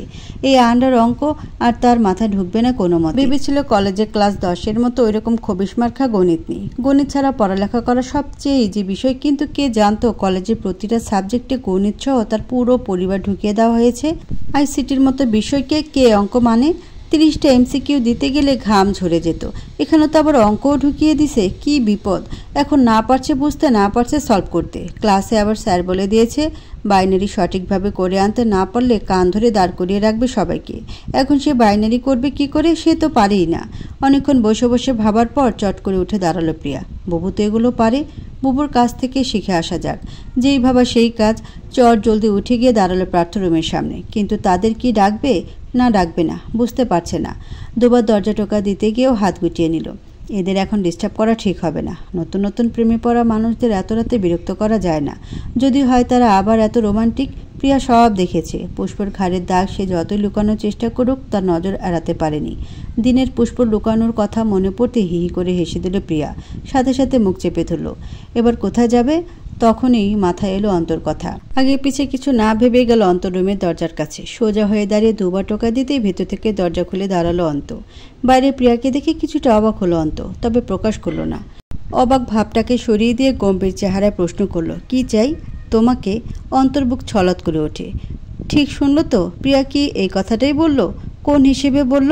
অন্তকে দরজার সামনে সঙ্গের মতো দাঁড়িয়ে থাকতে দেখে প্রিয়া নিচ থেকে ভেতরে ঢুকে গেল। বলল, একটা হেল্প করে দাও না, আমি বাইনারির অঙ্কগুলো করতে পারছি না, তোমাকে লাগবে। অন্ত এখন বুঝলো আসল ঘটনা। অথচ অবুঝ মন ওই এক শব্দে কত কিছু ভেবে বসেছে। মনে মনে 101টা চড় দিল নিজের ভাবনায়। পরপর শাসালো নিজের মনকে। একদম না, ওসব চাঁদ তোর মতো মানুষের ধরাছোঁয়ার বাইরে। ভুলেও ছুতে যাস না, ছোঁয়ার চেষ্টাও করিস না, আগেই পুড়ে মরবি। অলরেডি ঝলসে গেছিস, পুড়ে ছাই হওয়া বাকি শুধু। দূরে থাক। নিজেকে নিজে বুঝ দিয়ে বিষণ্ণ মনে হেঁটে গেল ভেতরে। চঞ্চল প্রিয়া আগেই বই খাতা নিয়ে অন্তর পড়ার টেবিল দখল করে নিচ্ছে। এবার অন্তর এসে বুঝিয়ে দেওয়ার পালা। অন্ত চেষ্টা করলো স্বাভাবিক থাকার। এত কিছুর পর, এত আহতির পরেও যদি প্রিয়া নর্মাল বিহেভ করতে পারে তাহলে অন্ত কেন পারবে না? তাদের মাঝে কিছুই হয়নি ভাব করে বসে আছে প্রিয়া। আর এটা দেখে আরো কষ্ট হচ্ছে তার। একটা মানুষ কতটা অবহেলা পেলে তার বেঁচে থাকতে ইচ্ছে করে না তা হাড়ে হাড়ে টের পাচ্ছে অন্ত। সে গিয়ে আরেকটা চেয়ার নিয়ে বসলো প্রিয়ার পাশে। কোনো বাড়তি কথা ছাড়ে তাকে অঙ্ক বুঝিয়ে দিল। সব বুঝে তো প্রিয়া মহা খুশি। এত সহজ জিনিস সে পারে না বলে কেমন রাগ হচ্ছিল। আগে এভাবে কেউ বুঝিয়ে দিলেই হতো। এবার বোঝা শেষ, নিজের ঘরে যাওয়া যাক। প্রিয়া অন্তকে থ্যাংক ইউ বলে বই খাতা গোছাচ্ছিল ঘরে যাওয়ার জন্য। হঠাৎ অন্ত করুণ সুরে ডেকে উঠল, প্রিয়া। প্রিয়ার হাত থেমে যায়। সে এই ডাক থেকে বাঁচার জন্যই এত তোড়জোড় করছিল। স্বাভাবিকভাবে কথা বলছিল, কিন্তু বাঁচতে পারল না। অন্ত ডেকেই ফেলল। অ্যাক্টিংয়ে প্রিয়া মাহির। কোনো নাটকে চান্স পেলে সে অ্যাওয়ার্ড পেয়ে যেত। প্রিয়া ইচ্ছে করে এত চঞ্চল হচ্ছিল যাতে অন্ত আর কিছু না বলে, সব ভুলে যায়। দুদিন ধরে অন্তকে খুব ভালোভাবে খেয়াল করছে প্রিয়া। না খাওয়া দাওয়া করে ঠিক মতো, না কারোর সাথে কথা বলে, না প্রিয়ার মুখোমুখি হয়। টোটালি এড়িয়ে চলছে তাকে। তবুও তার ভেতরের যে নতুন তুফানটা একটু হলেও বুঝতে পারছে প্রিয়া। প্রিয়া অপ্রস্তুত ভাবটাকে কাটিয়ে আবার কণ্ঠে চঞ্চলতা এনে বলল, হ্যাঁ বলো। তুমি কিন্তু সব কিছু ভালোভাবেই বোঝাতে পারো, ভালো টিচার হতে পারতে। অন্ত নিজেকে কটাক্ষ করে বিড়বিড় করে বলল, সব আর বোঝাতে পারি কই? সব বোঝাতে পারলে মনও বোঝাতে পারতাম। অন্তর বিড়বিড়িয়ে বলা কথাটাও শুনল প্রিয়া। এবার তার অস্থির লাগছে। অন্তর এমন কথায় প্রিয়া ঠিক কোথায় গিয়ে পৌঁছায় সে জানে না, শুধু জানে তার খুব অস্থির লাগে। কোথাও একটা সূক্ষ্ম সুচ ফুটে। অন্ত এবার বিড়বিড় করে না বলে সোজাসুজি বলল, তুই আর আমার সামনে আসবি না। প্রিয়ার কাছে কথাটা কেমন অপমানমূলক মনে হলো। সে রাগে ফুঁসে উঠে বলল, কেন? অন্ত বাঁ পাশে বুকে হাত রেখে বলল, এখানে ব্যথা করে। প্রিয়া দমে যায়, মাথা নিচু করে বসে থাকে। অন্ত আবার বলল, তোকে আর জ্বালাবো না, তোর চোখের সামনেও আসবো না, নিজেকে নিজে নিয়ন্ত্রণে রাখবো। শুধু তুই দূরে থাক আমার থেকে। তোকে দেখলে ঠিক থাকি না আমি, ভেতরে তোলপাড় হয়, নিয়ন্ত্রণ হারিয়ে যায় আমার, মরে যেতে ইচ্ছে করে। কথাটা শেষ হতে প্রিয়া লাফ দিয়ে উঠে দাঁড়ায়। চিকচিক করে ওঠে চোখের কোটর। অবাক নেত্রে তাকিয়ে থাকে অন্তর দিকে। অন্ত জড়বস্তুর ন্যায় বসে আছে। তার প্রতিটা কথায় কি যেন ছিল যা প্রিয়াকে নাড়িয়ে দিতে বাধ্য করেছে। প্রিয়া শুকনো ঢোক গিলে নিজেকে শান্ত করলো। কাপা সুরে কোনো মতে বলল, ঠিক আছে, আর আসবো না তোমার সামনে। বলতে দেরি ঘর থেকে বেরিয়ে যেতে দেরি হলো না। যেমন চঞ্চল পায়ে ঘরে এসেছিল তার থেকেও দ্বিগুণ তারা চলে গেল সেখান থেকে। অন্ত একইভাবে বসে রইল চেয়ারে। ছেলেদের হুটহাট ভেঙে পড়তে নিয়ে, অথচ অন্ত প্রতিবারই ভেঙে পড়ে তার অন্তপ্রিয়ার সামনে। এই ভাঙাচোরা কি কখনো জোড়া লাগবে না?